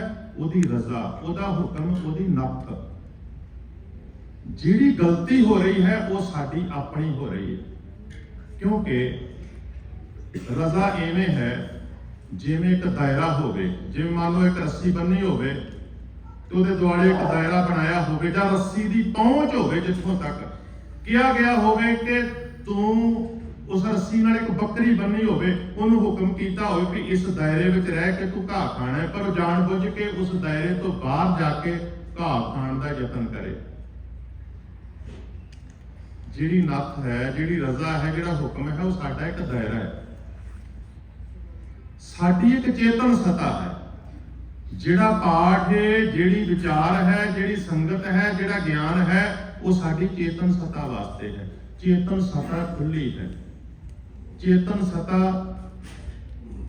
ਤੋਂ ਅਸੀਂ ਪ੍ਰੇਰਨਾ ਲੈ ਕੇ ਕੁਝ ਵੀ ਕਰ ਸਕਦੇ ਹਾਂ, ਉਹਦੀ ਰਜ਼ਾ ਵਿੱਚ ਰਹਿੰਦੇ ਆ। ਵੇਖੋ, ਜੇ ਉਹ ਹੁਕਮ ਰੂਪੀ ਕਰੰਟ ਸਾਡੇ ਵਿੱਚ ਨਾ ਹੋਵੇ ਤੇ ਅਸੀਂ ਉੱਠ ਕੇ ਚੋਰੀ ਵੀ ਨਹੀਂ ਕਰ ਸਕਦੇ। ਜੇ ਉਹ ਰਜ਼ਾ ਰੂਪੀ ਕਰੰਟ ਸਾਡੇ ਵਿੱਚ ਨਾ ਹੋਵੇ ਤੇ ਅਸੀਂ ਆਪਣੇ ਪੱਲਿਓਂ ਕੁਝ ਕਿਸੇ ਦੀ ਮਦਦ ਵੀ ਨਹੀਂ ਕਰ ਸਕਦੇ। ਅਸੀਂ ਉਹਦੀ ਰਜ਼ਾ ਦੇ ਵਿੱਚ, ਜੋ ਉਹ ਰਜ਼ਾ ਰੂਪੀ ਕਰੰਟ ਹੈ ਤੇ ਅਸੀਂ ਅੰਮ੍ਰਿਤ ਵੀ ਛਕ ਸਕਦੇ ਹਾਂ। ਜੇ ਰਜ਼ਾ ਰੂਪੀ ਕਰੰਟ ਹੈ ਤੇ ਸ਼ਰਾਬੀ ਸ਼ਰਾਬ ਪੀ ਸਕਦਾ ਹੈ, ਪਰ ਜੇ ਰਜ਼ਾ ਰੂਪੀ ਕਰੰਟ ਹੀ ਸਾਡੇ ਵਿੱਚ ਨਹੀਂ ਹੈਗਾ, ਅਸੀਂ ਚੰਗਾ ਵੀ ਨਹੀਂ ਕਰ ਸਕਦੇ, ਮਾੜਾ ਵੀ ਨਹੀਂ ਕਰ ਸਕਦੇ। ਚੰਗਾ ਕਰਨਾ ਹੈ ਕਿ ਮਾੜਾ ਕਰਨਾ ਹੈ, ਇਹਦੇ ਵਾਸਤੇ ਸਾਡੇ ਅੰਦਰ ਜਿਹੜੀ ਸਾਡੀ ਇੱਛਾ ਸ਼ਕਤੀ ਹੈ ਉਹ ਕੰਮ ਕਰਦੀ ਹੈ। ਸਾਡੀ ਇੱਛਾ ਕੀ ਹੈ? ਕਿਉਂਕਿ ਕਿਸੇ ਦੀ ਇੱਛਾ ਕੀ ਹੋ ਸਕਦੀ ਹੈ? ਅੰਮ੍ਰਿਤ ਕੌਰਾ ਵਿਖਿਆ ਮਿੱਠੀ, ਸਾਕਤ ਕੀ ਬਿਦ ਨੈਣੋ ਡੀਠੀ। ਮਹਾਰਾਜ ਕਹਿੰਦੇ ਮੈਂ ਟੁੱਟੇ ਹੋਏ ਬੰਦਿਆਂ ਦੀ ਅਵਸਥਾ ਨੂੰ ਅੱਖਾਂ ਨਾਲ ਵੇਖਿਆ ਹੈ, ਉਹਨਾਂ ਨੂੰ ਅੰਮ੍ਰਿਤ ਕੌੜਾ ਲੱਗਦਾ ਹੈ ਤੇ ਜ਼ਹਿਰ ਉਹਨਾਂ ਨੂੰ ਮਿੱਠਾ ਲੱਗਦਾ ਹੈ। ਦੂਜੇ ਪਾਸੇ ਜਿਹੜੇ ਗੁਰਮੁਖ ਨੇ, ਜਿਨ੍ਹਾਂ ਦੀ ਇੱਛਾ ਸ਼ਕਤੀ ਗੁਰੂ ਦੇ ਗਿਆਨ ਰਾਹੀਂ ਮਜ਼ਬੂਤ ਹੋ ਚੁੱਕੀ ਹੈ, ਉਹਨਾਂ ਨੂੰ ਅੰਮ੍ਰਿਤ ਭਾਉਂਦਾ ਹੈ ਤੇ ਵਿਖਿਆ ਉਹਨਾਂ ਨੂੰ ਚੰਗੀ ਨਹੀਂ ਲੱਗਦੀ। ਇਸ ਕਰਕੇ ਸਾਡੀ ਇੱਛਾ ਸ਼ਕਤੀ ਨੂੰ ਮਜ਼ਬੂਤ ਕਰਨ ਲਈ, ਤਾਂ ਕਿ ਸਾਡੀ ਇੱਛਾ ਸ਼ਕਤੀ ਸਾਡੇ ਇੰਦਰੀਆਂ ਨੂੰ ਚੰਗੇ ਪਾਸੇ ਜਾਣ ਦੀ ਪ੍ਰੇਰਨਾ ਦੇਵੇ, ਇਸ ਲਈ ਅਸੀਂ ਬਾਣੀ ਪੜ੍ਹਦੇ ਹਾਂ। ਗੁਰੂ ਤਾਂ ਸਾਨੂੰ ਸਮਝਾਉਂਦੇ ਨੇ, ਤਾਂ ਅਸੀਂ ਸੰਗਤ ਵਿੱਚ ਬਹਿ ਕੇ ਸਿੱਖ ਰਹੇ ਹਾਂ ਕਿ ਜਿਹੜੀ ਸਾਡੀ ਇੱਛਾ ਸ਼ਕਤੀ ਹੈ ਉਹ ਮਜ਼ਬੂਤ ਹੋ ਜਾਏ, ਤੇ ਅਸੀਂ ਇਹ ਪਹਿਚਾਨਣ ਲੱਗ ਪਈਏ ਸਾਡੇ ਵਾਸਤੇ ਚੰਗਾ ਕੀ ਹੈ ਤੇ ਮਾੜਾ ਕੀ ਹੈ। ਇੱਕ ਉਦਾਹਰਨ ਦੇ ਕੇ ਫਿਰ ਮੈਂ ਆਪਣੀ ਗੱਲ ਨੂੰ ਅੱਗੇ ਤੋਰਾਂਗਾ ਜੋ ਮੈਂ ਕਹਿਣਾ ਚਾਹੁੰਦਾ। ਦੇਖੋ ਆ ਅੱਖਾਂ ਰੱਬ ਨੇ ਸਾਨੂੰ ਦਿੱਤੀਆਂ ਨੇ, ਕਿ ਇਹ ਅੱਖਾਂ ਬੰਦ ਕਰਕੇ ਆਪਾਂ ਤੁਰ ਨਹੀਂ ਸਕਦੇ? ਤੁਰ ਸਕਦੇ ਹਨ, ਪਰ ਸਾਨੂੰ ਜਦੋਂ ਗੁਰੂ ਸਾਹਿਬ ਕਹਿੰਦੇ ਨੇ ਕਿ ਹੁਕਮ ਰਜ਼ਾਈ ਚੱਲਣਾ ਜਾਂ ਨਾਨਕ ਹੁਕਮੇ ਜੇ ਬੁੱਝੇ, ਹੁਣ ਅਸੀਂ ਬੁੱਝਣਾ ਹੈ ਹੁਕਮ ਕੀ ਹੈ, ਰਜ਼ਾ ਕੀ ਹੈ। ਜਦੋਂ ਅਸੀਂ ਬੁੱਝਾਂਗੇ ਤੇ ਸਾਨੂੰ ਸਮਝ ਆਏਗੀ ਕਿ ਰੱਬ ਨੇ ਜਿਹੜੀਆਂ ਸਾਨੂੰ ਅੱਖਾਂ ਦਿੱਤੀਆਂ ਨੇ ਇਹ ਖੋਲ ਕੇ ਵਰਤਣੀਆਂ ਨੇ, ਜਦ ਕਿ ਇਹਨਾਂ ਨੂੰ ਬੰਦ ਕਰਕੇ ਵੀ ਆਪਾਂ ਤੁਰ ਸਕਦੇ ਹਾਂ। ਲੇਕਿਨ ਸਾਡੀ ਇੱਛਾ ਸ਼ਕਤੀ ਨੇ ਸਾਨੂੰ ਸਮਝਾਉਣਾ ਹੈ, ਸਾਡੀ ਵਿਵੇਕ ਨੇ ਸਾਨੂੰ ਸਮਝਾਉਣਾ ਹੈ ਕਿ ਬੰਦ ਕਰਕੇ ਤੂੰ ਤੁਰ ਤੇ ਸਕਦਾ ਹੈ, ਲੇਕਿਨ ਬੰਦ ਕਰਕੇ ਤੁਰੇਗਾ ਤੇ ਤੂੰ ਡਿੱਗ ਸਕਦਾ ਹੈ, ਤੇਰਾ ਨੁਕਸਾਨ ਹੋ ਸਕਦਾ ਹੈ। ਇਸ ਕਰਕੇ ਤੈਨੂੰ ਅੱਖਾਂ ਖੋਲ ਕੇ ਤੁਰਨਾ ਪੈਣਾ ਤਾਂ ਕਿ ਪਤਾ ਲੱਗੇ ਕਿ ਰਸਤੇ ਦੇ ਵਿੱਚ ਕਿਸੇ ਪ੍ਰਕਾਰ ਦੀ ਕੋਈ ਪ੍ਰੋਬਲਮ ਤਾਂ ਨਹੀਂ, ਤੈਨੂੰ ਠੇਡਾ ਲੱਗ ਸਕਦਾ ਹੈ, ਕੋਈ ਨੁਕਸਾਨ ਹੋ ਸਕਦਾ ਹੈ। ਗੁਰਬਾਣੀ ਸਾਡੀ ਇੱਛਾ ਸ਼ਕਤੀ ਨੂੰ ਜਦੋਂ ਮਜ਼ਬੂਤ ਕਰਦੀ ਹੈ, ਭਾਵ ਕਿ ਬਾਣੀ ਦੇ ਰਾਹੀਂ ਜਦੋਂ ਸਾਡੇ ਅੰਦਰ ਵਿਵੇਕ ਆਉਂਦਾ ਹੈ, ਫਿਰ ਅਸੀਂ ਆਪਣੇ ਆਪ ਵਿਚਾਰਦੇ ਹਾਂ ਕੰਮ ਤੇ ਮੈਂ ਆ ਵੀ ਕਰ ਸਕਦਾ ਹਾਂ, ਆ ਵੀ ਕਰ ਸਕਦਾ ਹਾਂ, ਪਰ ਇਹਨਾਂ ਦੋਵਾਂ ਵਿੱਚੋਂ ਆਹ ਕੰਮ ਜਿਹੜਾ ਹੈ ਇਹ ਮਨੁੱਖ ਹੋਣ ਦੇ ਨਾਤੇ ਜੇ ਮੈਂ ਕਰਾਂ ਉਹਦੇ ਨਾਲ ਮੇਰਾ ਸਨਮਾਨ ਵੀ ਹੋਏਗਾ, ਮੇਰਾ ਆਪਣਾ ਫਾਇਦਾ ਵੀ ਹੋਏਗਾ ਤੇ ਮੈਂ ਖੁਸ਼ ਪ੍ਰਸੰਨ ਤੇ ਆਨੰਦਿਤ ਵੀ ਰਹਾਂਗਾ। ਹੁਣ ਇੱਕ ਗੱਲ ਦੀ ਆਪ ਜੀ ਨੂੰ ਸਮਝ ਪੈ ਜਾਣੀ ਚਾਹੀਦੀ ਹੈ ਕਿ ਨੱਕ ਨੱਥ ਦਾ ਅਰਥ ਕੇਵਲ ਇੰਨਾ ਕੀ ਏ ਉਹਦੀ ਰਜ਼ਾ, ਭਾਵ ਕਿ ਜਦੋਂ ਤੱਕ ਅਸੀਂ ਜਿਉਂਦੇ ਹਾਂ, ਜਦੋਂ ਤੱਕ ਉਹ ਇੱਛਾ ਸ਼ਕਤੀ ਤੇ ਚੇਤਨ ਸੱਤਾ ਸਾਡੇ ਅੰਦਰ ਕੰਮ ਕਰਦੀ ਹੈ, ਉਦੋਂ ਤੱਕ ਆਪਾਂ ਘਰ ਦੇ ਵਿੱਚ ਵੀ ਘੁੰਮ ਸਕਦੇ ਹਾਂ, ਘਰ ਤੋਂ ਬਾਹਰ ਵੀ ਨਿਕਲ ਸਕਦੇ ਹਾਂ, ਆਪਾਂ ਆਪਣੇ ਪਿੰਡ ਤੋਂ ਬਾਹਰ ਵੀ ਤੁਰ ਫਿਰ ਸਕਦੇ ਹਾਂ, ਆਪਾਂ ਆਪਣੇ ਮੁਲਕ ਵਿੱਚ ਵੀ ਤੁਰ ਫਿਰ ਸਕਦੇ ਹਾਂ ਤੇ ਆਪਣੇ ਹੁਨਰ ਦੇ ਰਾਹੀਂ ਜਿੱਥੇ ਜਿੱਥੇ ਸਾਡੇ ਹੁਨਰ ਦਾ ਮੁੱਲ ਪੈ ਸਕਦਾ ਆਪਾਂ ਉੱਥੋਂ ਤੱਕ ਜਾ ਸਕਦੇ ਹਾਂ। ਅਸੀਂ ਦੇਸ਼ਾਂ ਦੀਆਂ ਹੱਦਾਂ ਨੂੰ ਪਾਰ ਕਰਕੇ ਵਿਦੇਸ਼ਾਂ ਦੇ ਵਿੱਚ ਵੀ ਆ ਸਕਦੇ ਹਾਂ। ਉਦੋਂ ਫਿਰ ਸਾਡੀ ਵਿਵੇਕ ਬੁੱਧ ਸਾਨੂੰ ਕਹਿੰਦੀ ਹੈ ਕਿ ਜਿਹੜੀ ਮੇਰੀ ਸਮਰੱਥਾ ਹੈ, ਜਿਹੜੀ ਮੇਰੀ ਕਲਾ ਹੈ, ਉਹਦਾ ਵਧੀਆ ਮੁੱਲ ਕਿੱਥੇ ਪੈ ਸਕਦਾ ਹੈ। ਜੇ ਮੈਂ ਕੇਵਲ ਇੱਕ ਮਜ਼ਦੂਰ ਵੀ ਹਾਂ, ਲੇਬਰ ਵੀ ਕਰਦਾ ਹਾਂ, ਤੇ ਲੇਬਰ ਦਾ ਕਿਹੜੀ ਜਗ੍ਹਾ ਤੇ ਚੰਗਾ ਮੁੱਲ ਪੈਂਦਾ ਹੈ। ਇੱਕ ਗੱਲ ਦਾ ਖਿਆਲ ਕਰਿਓ, ਆਪਣੀ ਤਾਕਤ ਦਾ ਮੁੱਲ ਪਵਾ ਵੀ ਉਹੀ ਸਕਦੇ ਨੇ ਜਿਨ੍ਹਾਂ ਦੀ ਚੇਤਨ ਸੱਤਾ ਮਜ਼ਬੂਤ ਹੈ, ਜਿਨ੍ਹਾਂ ਦੇ ਕੋਲ ਵਿਵੇਕ ਬੁੱਧ ਹੈ। ਨਹੀਂ ਤੇ ਕਈਆਂ ਦੇ ਪੱਲੇ ਹੁਨਰ ਬਹੁਤ ਹੁੰਦਾ ਹੈ ਪਰ ਉੱਥੇ ਦੇ ਉੱਥੇ ਬੈਠੇ ਰਹਿ ਜਾਂਦੇ ਨੇ। ਜਿਨ੍ਹਾਂ ਕੋਲ ਹੁਨਰ ਘੱਟ ਹੁੰਦਾ ਹੈ ਉਹ ਆਪਣਾ ਮੁੱਲ ਜ਼ਿਆਦਾ ਪਵਾ ਲੈਂਦੇ ਨੇ, ਕਿਉਂਕਿ ਉਹਨਾਂ ਦੀ ਵਿਵੇਕ ਬੁੱਧ ਦੀ ਬੱਤੀ ਅਜੇ ਪੂਰੀ ਤਰ੍ਹਾਂ ਜਗੀ ਨਹੀਂ ਹੁੰਦੀ। ਬਹੁਤ ਸਾਰੇ ਤੁਸੀਂ ਮਨੁੱਖ ਵੇਖੋਗੇ ਉਹ ਉਨੀ ਤਰੱਕੀ ਨਹੀਂ ਕਰ ਪਾਏ ਕਿਉਂਕਿ ਉਹਨਾਂ ਨੇ ਆਪਣੀ ਚੇਤਨਤਾ ਨੂੰ ਵਧਾਉਣ ਵਾਸਤੇ ਯਤਨ ਹੀ ਨਹੀਂ ਕੀਤਾ। ਉਹਨਾਂ ਨੇ ਆਪਣੀ ਇੱਛਾ ਸ਼ਕਤੀ ਨੂੰ ਵਧਾਇਆ ਹੀ ਨਹੀਂ, ਜਿਹਦੇ ਕਰਕੇ ਉਹ ਉੱਥੇ ਦੇ ਉੱਥੇ ਹੀ ਖੜੋਤੇ ਰਹਿ ਗਏ। ਪਰ ਜਿਨ੍ਹਾਂ ਨੇ ਮਹਿਸੂਸ ਕੀਤਾ ਕਿ ਜਿਹੜੀ ਮੇਰੇ ਕੋਲ ਕਲਾ ਹੈ ਉਹਦਾ ਫਲਾਣੀ ਥਾਂ ਤੇ ਜ਼ਿਆਦਾ ਮੁੱਲ ਪੈ ਸਕਦਾ ਹੈ, ਉਹਨਾਂ ਨੇ ਫਿਰ ਆਪਣੇ ਕਦਮ ਉਧਰ ਨੂੰ ਤੋਰ ਲਏ। ਪਰ ਫਿਰ ਖਿਆਲ ਕਰਿਓ, ਜੇ ਹੁਕਮ ਰੂਪੀ ਕਰੰਟ ਨਾ ਹੁੰਦਾ ਸਰੀਰ ਵਿੱਚ ਤਾਂ ਉਹ ਤੁਰ ਨਹੀਂ ਸੀ ਸਕਦੇ। ਤੁਰ ਕੇ ਉਹ ਗਏ ਨੇ ਉਸ ਸ਼ਕਤੀ ਦੇ ਰਾਹੀਂ, ਉਸ ਸਮਰੱਥਾ ਦੇ ਰਾਹੀਂ, ਉਸ ਚੇਤਨ ਸੱਤਾ ਦੇ ਰਾਹੀਂ, ਤੇ ਫਿਰ ਆਪਣੀ ਕਲਾ ਦੇ ਅਨੁਸਾਰ ਜਿੱਥੇ ਉਹਨਾਂ ਦਾ ਮੁੱਲ ਪੈ ਸਕਦਾ ਸੀ ਉੱਥੇ ਜਾ ਕੇ ਉਹਨਾਂ ਨੇ ਮੁੱਲ ਕੀਤਾ, ਪੈਦਾ ਕੀਤਾ, ਪਵਾਇਆ ਮੁੱਲ, ਤੇ ਫਿਰ ਉਹਨਾਂ ਨੇ ਆਪਣੀਆਂ ਰੋਟੀ ਪਾਣੀ ਦਾ ਸਾਧਨ ਤੇ ਹੋਰ ਸੁੱਖ ਸਾਧਨ ਜਿਹੜੇ ਸਨ ਉਹ ਆਜ਼ਾਦ ਕੀਤੇ, ਜਿਹਨੂੰ ਗੁਰਬਾਣੀ ਕਹਿ ਰਹੀ ਹੈ ਕਿ ਜਹਾਂ ਦਾਣੇ ਤਹਾਂ ਖਾਣੇ। ਜਿੱਥੇ ਉਹਨੂੰ ਮਹਿਸੂਸ ਹੋਇਆ ਕਿ ਇੱਥੇ ਮੇਰਾ ਪੂਰਾ ਮੁੱਲ ਪੈ ਸਕਦਾ ਹੈ, ਇੱਥੇ ਹੈ ਅਸਲ ਦੇ ਵਿੱਚ ਮੇਰੀ ਪੂਰੀ ਖੁਰਾਕ, ਇੱਥੇ ਮੈਨੂੰ ਪੂਰਾ ਮੁੱਲ ਮਿਲ ਸਕਦਾ ਹੈ, ਫਿਰ ਉਹ ਲੋਕ ਉੱਥੇ ਪਹੁੰਚੇ। ਪਰ ਸਾਰੇ ਨਹੀਂ ਪਹੁੰਚ ਸਕਦੇ। ਜਿਨ੍ਹਾਂ ਨੂੰ ਜਾਂ ਗੋਡ ਗਿਫਟਡ ਪ੍ਰਾਪਤ ਹੋਈ ਕੋਈ ਕਲਾ, ਸਮਰੱਥਾ, ਸ਼ਕਤੀ, ਚੇਤਨਤਾ, ਤੇ ਜਾਂ ਫਿਰ ਜਿਨ੍ਹਾਂ ਨੇ ਗੁਰੂ ਦੇ ਗਿਆਨ ਦੇ ਨਾਲ ਆਪਣੀ ਬੈਟਰੀ ਨੂੰ ਜੋੜ ਕੇ ਚਾਰਜ ਕੀਤਾ ਤੇ ਆਪਣੀ ਤਾਕਤ ਨੂੰ ਵਧਾਇਆ, ਉਹਨਾਂ ਨੇ ਫਿਰ ਆਪਣਾ ਐਵੇਂ ਮੁੱਲ ਪਵਾਇਆ। ਸਾਡੇ ਬਜ਼ੁਰਗਾਂ ਨੇ, ਕੁਝ ਲੋਕਾਂ ਨੇ, ਜਿਨ੍ਹਾਂ ਨੇ ਵੇਖਿਆ ਉੱਥੇ ਸਾਧਨਾਂ ਦੀ ਕਮੀ ਆ ਗਈ ਹੈ। ਜਿਵੇਂ ਦੁਆਬੇ ਦੇ ਵਿੱਚ ਸਭ ਤੋਂ ਪਹਿਲਾਂ ਜ਼ਮੀਨਾਂ ਘਟੀਆਂ ਤੇ ਦੁਆਬੇ ਦੇ ਲੋਕਾਂ ਨੇ ਸਭ ਤੋਂ ਪਹਿਲਾਂ ਆਪਣੀ ਖੁਰਾਕ ਲੱਭਣ ਵਾਸਤੇ ਆਲੇ ਦੁਆਲੇ ਹੱਥ ਮਾਰੇ। ਕੁਝ ਮਾਝੇ ਦੇ ਵਿੱਚ ਵੀ ਜ਼ਮੀਨਾਂ ਘਟ ਰਹੀਆਂ ਸਨ, ਇਸ ਕਰਕੇ ਮਾਝੇ ਦੇ ਵਿੱਚੋਂ ਵੀ ਕੁਝ ਸ਼ੁਰੂਆਤ ਦੇ ਵਿੱਚ ਲੋਕ ਨਿਕਲੇ, ਭਾਵੇਂ ਕਿ ਗਰਮ ਸੁਭਾਅ ਹੋਣ ਕਰਕੇ ਉਹ ਜ਼ਿਆਦਾਤਰ ਉਹਨਾਂ ਲਹਿਰਾਂ ਦੇ ਵਹਿਣ ਵਿੱਚ ਵਹਿ ਗਏ, ਭਾਵੇਂ ਉਹ ਬੱਬਰ ਅਕਾਲੀ ਲਹਿਰ ਸੀ, ਭਾਵੇਂ ਉਹ ਲਹਿਰ ਮੁੱਖ ਤੌਰ ਤੇ ਗਦਰ ਪਾਰਟੀ ਦੀ ਲਹਿਰ ਦੇ ਵਿੱਚ ਜਿਹੜੇ ਬੰਦੇ ਇੱਥੋਂ ਸਾਰੇ ਮਝੈਲ ਜਿਹੜੇ ਆਏ ਸਨ ਇਹਨਾਂ ਇਲਾਕਿਆਂ ਵਿੱਚੋਂ ਸਭ ਤੋਂ ਪਹਿਲਾਂ ਉਧਰ ਨੂੰ ਤੁਰ ਗਏ। ਉਹ ਜਾ ਕੇ ਭਾਰਤ ਦੇ ਵਿੱਚ ਲੜੇ ਤੇ ਦੁਆਬੇ ਦੇ ਬਹੁਤੇ ਲੋਕ ਜਿਹੜੇ ਸਨ ਉਹ ਬਾਅਦ ਦੇ ਵਿੱਚ ਵੀ ਆਉਂਦੇ ਗਏ। ਇਸ ਕਰਕੇ ਸ਼ੁਰੂਆਤ ਦੇ ਵਿੱਚ ਇਵੇਂ ਮਹਿਸੂਸ ਹੋਇਆ ਹਿਸਟੋਰੀਅਨ ਜਿਹੜੇ ਸਨ ਉਹਨਾਂ ਨੂੰ ਕਿ ਦੁਆਬੇ ਵਿੱਚ ਜ਼ਮੀਨਾਂ ਪਹਿਲਾਂ ਘਟੀਆਂ ਨੇ, ਇਸ ਕਰਕੇ ਉੱਥੋਂ ਸਭ ਤੋਂ ਪਹਿਲਾਂ ਪਲਾਇਨ ਹੋਇਆ। ਭਾਵ ਕਿ ਉਹਨਾਂ ਨੂੰ ਮਹਿਸੂਸ ਹੋਇਆ ਕਿ ਸਾਡੇ ਕੋਲ ਖੇਤੀਬਾੜੀ ਕਰਨ ਦੀ ਕਲਾ ਹੈ, ਸਾਡੇ ਕੋਲ ਕੁਝ ਅਸੀਂ ਵਧੀਆ ਲੇਬਰ ਸਾਬਤ ਹੋ ਸਕਦੇ ਹਾਂ, ਅਸੀਂ ਆਪਣੇ ਸਰੀਰ ਦੀ ਤਾਕਤ ਦੇ ਨਾਲ ਜ਼ਿਆਦਾ ਕੰਮਕਾਰ ਕਰ ਸਕਦੇ ਹਾਂ, ਤੇ ਕਿੱਥੇ ਹੈ ਇਸ ਸ਼ਕਤੀ ਦਾ ਮੁੱਲ ਪੈਂਦਾ ਹੈ। ਉਹਨਾਂ ਨੇ ਫਿਰ ਵੇਖਿਆ ਔਰ ਇਤਿਹਾਸ ਕਹਿੰਦਾ ਭਾਵੇਂ ਕਿ 1880 ਦੇ ਕਰੀਬ ਸਭ ਤੋਂ ਪਹਿਲਾਂ ਵੈਨਕੂਵਰ ਬ੍ਰਿਟਿਸ਼ ਕੋਲੰਬੀਆ ਦੇ ਵਿੱਚ ਸਿੱਖ ਫੌਜੀ ਪਹੁੰਚ ਚੁੱਕੇ ਸਨ। ਜਦੋਂ ਉਹ ਫੌਜੀ ਡਿਊਟੀ ਦੇ ਅਧੀਨ ਉੱਥੇ ਆਏ ਤਾਂ ਉਹਨਾਂ ਨੂੰ ਇਲਾਕਾ ਚੰਗਾ ਲੱਗਿਆ, ਉਹ ਵਸ ਗਏ। ਪਰ 1905, 6, 7, 8 ਇਹ ਕੁਝ ਸਾਲਾਂ ਦੇ ਵਿੱਚ ਇਤਿਹਾਸ ਪੜ੍ਹੋ ਤੇ ਪਤਾ ਲੱਗਦਾ ਹੈ ਕਿ ਵੱਡੀ ਪੱਧਰ ਤੇ ਫਿਰ ਕੰਮ ਦੀ ਤਲਾਸ਼ ਵਿੱਚ ਲੋਕ ਇੱਥੇ ਆਏ, ਕਾਰਖਾਨਿਆਂ ਦੇ ਵਿੱਚ ਕੰਮ ਕਰਨ ਵਾਸਤੇ। ਔਰ ਜਲਦੀ ਹੀ ਲਗਭਗ 1910 ਤੱਕ ਵੈਨਕੂਵਰ ਦੇ ਇਲਾਕੇ ਦੇ ਵਿੱਚ 10,000 ਦੀ ਸੰਖਿਆ ਦੇ ਵਿੱਚ ਸਿੱਖ ਆਬਾਦੀ ਹੋ ਚੁੱਕੀ ਸੀ। ਔਰ ਜਿਵੇਂ ਤੁਹਾਨੂੰ ਪਤਾ ਹੈ ਕਿ ਉਦੋਂ ਭਾਰਤ ਦੇ ਵਿੱਚ ਚੱਲ ਰਿਹਾ ਸੀ ਆਜ਼ਾਦੀ ਦਾ ਸੰਘਰਸ਼, ਤੇ ਨਸਲਵਾਦ ਪੂਰੀ ਦੁਨੀਆ ਵਿੱਚ ਹੈ। ਕਿਤੇ ਰੰਗ ਕਰਕੇ ਹੈ, ਕਿਤੇ ਨਸਲ ਕਰਕੇ ਹੈ, ਕਿਤੇ ਭਾਸ਼ਾ ਕਰਕੇ ਹੈ, ਕਿਤੇ ਇਲਾਕੇ ਕਰਕੇ ਹੈ। ਉਹਨਾਂ ਨੂੰ ਐਵੇਂ ਮਹਿਸੂਸ ਹੋਇਆ ਕਿ ਜਿਹੜੇ ਗੋਰੇ ਸਨ ਉੱਥੇ ਪੱਕੇ ਮੂਲ ਨਿਵਾਸੀ ਬਣੇ ਹੋਏ ਸਨ, ਉਹਨਾਂ ਨੇ ਐਵੇਂ ਮਹਿਸੂਸ ਕੀਤਾ ਕਿ ਇਹ ਤਾਂ ਸਾਡਾ ਹੱਕ ਮਾਰ ਰਹੇ ਨੇ। ਫਿਰ ਉਹਨਾਂ ਨੇ ਕਾਨੂੰਨ ਬਣਾਉਣੇ ਸ਼ੁਰੂ ਕੀਤੇ। 1910 ਵਿੱਚ ਉਹਨਾਂ ਨੇ ਇੱਕ ਕਾਨੂੰਨ ਬਣਾਇਆ ਕਿ ਭਾਰਤ ਦੇ ਲੋਕ ਇੱਥੇ ਪੰਜਾਬੀ ਸਿੱਖ ਇੱਥੇ ਆ ਨਾ ਸਕਣ, ਜਿਹਨੂੰ ਉਸ ਸਮੇਂ ਦੇ ਸਿੱਖ ਲੀਡਰਾਂ ਨੇ ਚੈਲੰਜ ਕੀਤਾ ਉੱਥੋਂ ਦੀ ਹਾਈ ਕੋਰਟ ਦੇ ਵਿੱਚ। ਉਸ ਕੇਸ ਨੂੰ ਖਾਰਜ ਕਰ ਦਿੱਤਾ ਗਿਆ, ਉਸ ਕਾਨੂੰਨ ਨੂੰ ਖਾਰਜ ਕਰ ਦਿੱਤਾ ਗਿਆ। ਇਸ ਦੇ ਬਾਵਜੂਦ ਵੀ ਉੱਥੋਂ ਦੀ ਪੁਲਿਸ, ਉੱਥੋਂ ਦਾ ਸਿਸਟਮ ਜਿਹੜਾ ਸੀ ਉਹ ਉਵੇਂ ਹੀ ਬਿਹੇਵ ਕਰ ਰਿਹਾ ਸੀ ਕਿ ਜਿਵੇਂ ਉਹ ਕਾਨੂੰਨ ਖਾਰਜ ਨਾ ਹੋਇਆ ਹੋਵੇ। ਔਰ ਇਵੇਂ ਦਾ ਕਾਨੂੰਨ ਭਾਰਤ ਦੇ ਵਿੱਚ ਵੀ ਉਹਨਾਂ ਨੇ ਬਣਾਉਣ ਦਾ ਯਤਨ ਕੀਤਾ ਕਿ ਲੋਕ ਉੱਥੇ ਨਾ ਜਾ ਸਕਣ।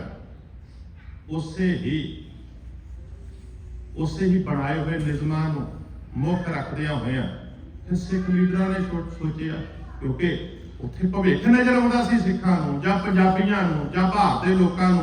ਇਸ ਵਾਸਤੇ ਸਾਡੇ ਬਜ਼ੁਰਗਾਂ ਨੇ ਬਾਬਾ ਗੁਰਦਿੱਤ ਸਿੰਘ ਕਾਮਾਗਾਟਾ ਮਾਰੂ ਉਹਨਾਂ ਦੇ ਨਾਂ ਨਾਲ ਜੁੜਿਆ। ਕਾਮਾਗਾਟਾ ਮਾਰੂ ਜਾਪਾਨ ਦਾ ਇੱਕ ਜਹਾਜ਼ ਸੀ। ਉਹਨਾਂ ਨੇ ਉਹ ਪ੍ਰਾਈਵੇਟ ਜਹਾਜ਼ ਲਿਆ ਕਿਉਂਕਿ ਨਿਯਮ ਇਹ ਸੀ ਕਿ ਜੇ ਕਿਸੇ ਨੇ ਇੰਡੀਆ ਦੇ ਵਿੱਚੋਂ ਅਮਰੀਕਾ ਆਉਣਾ ਹੈ, ਕੈਨੇਡਾ ਆਉਣਾ ਹੈ, ਤਾਂ ਉਹ ਫਿਰ ਜਹਾਜ਼ ਸਿੱਧਾ ਚੱਲਣਾ ਚਾਹੀਦਾ ਹੈ। ਸਿੱਧਾ ਕੋਈ ਜਹਾਜ਼ ਹੈ ਨਹੀਂ ਸੀ, ਸਮੁੰਦਰੀ ਜਹਾਜ਼ ਬੜਾ ਲੰਬਾ ਸਫ਼ਰ ਕਰਨਾ ਪੈਂਦਾ ਸੀ। ਉਹਨਾਂ ਨੂੰ ਪਤਾ ਸੀ ਇਵੇਂ ਦਾ ਕੋਈ ਜਹਾਜ਼ ਬਣਨਾ ਨਹੀਂ, ਇਹ ਆ ਨਹੀਂ ਸਕਣਗੇ। ਪਰ ਬਜ਼ੁਰਗਾਂ ਨੇ ਕੀ ਕੀਤਾ, ਉਹਨਾਂ ਨੇ ਇੱਕ ਜਹਾਜ਼ ਕਿਰਾਏ ਤੇ ਲੈ ਲਿਆ ਕਿ ਕਲਕੱਤੇ ਤੋਂ ਸਿੱਧਾ ਚਲਾਇਆ ਕਰਾਂਗੇ ਤੇ ਵੈਨਕੂਵਰ ਤੱਕ ਲੈ ਕੇ ਆਇਆ ਕਰਾਂਗੇ। ਔਰ ਸਰਕਾਰ ਨੇ ਹੋਰ ਵੀ ਬਹੁਤ ਸਾਰੇ ਹੱਥ ਕੰਡੇ ਵਰਤੇ ਕਿ ਲੋਕ ਉਹਦੇ ਵਿੱਚ ਚੜ੍ਹਨ ਹੀ ਨਾ, ਇਹਨਾਂ ਨੂੰ ਘਾਟਾ ਪਏਗਾ, ਆਪੇ ਇਹਨਾਂ ਦਾ ਜਹਾਜ਼ ਫੇਲ ਹੋ ਜਾਏਗਾ।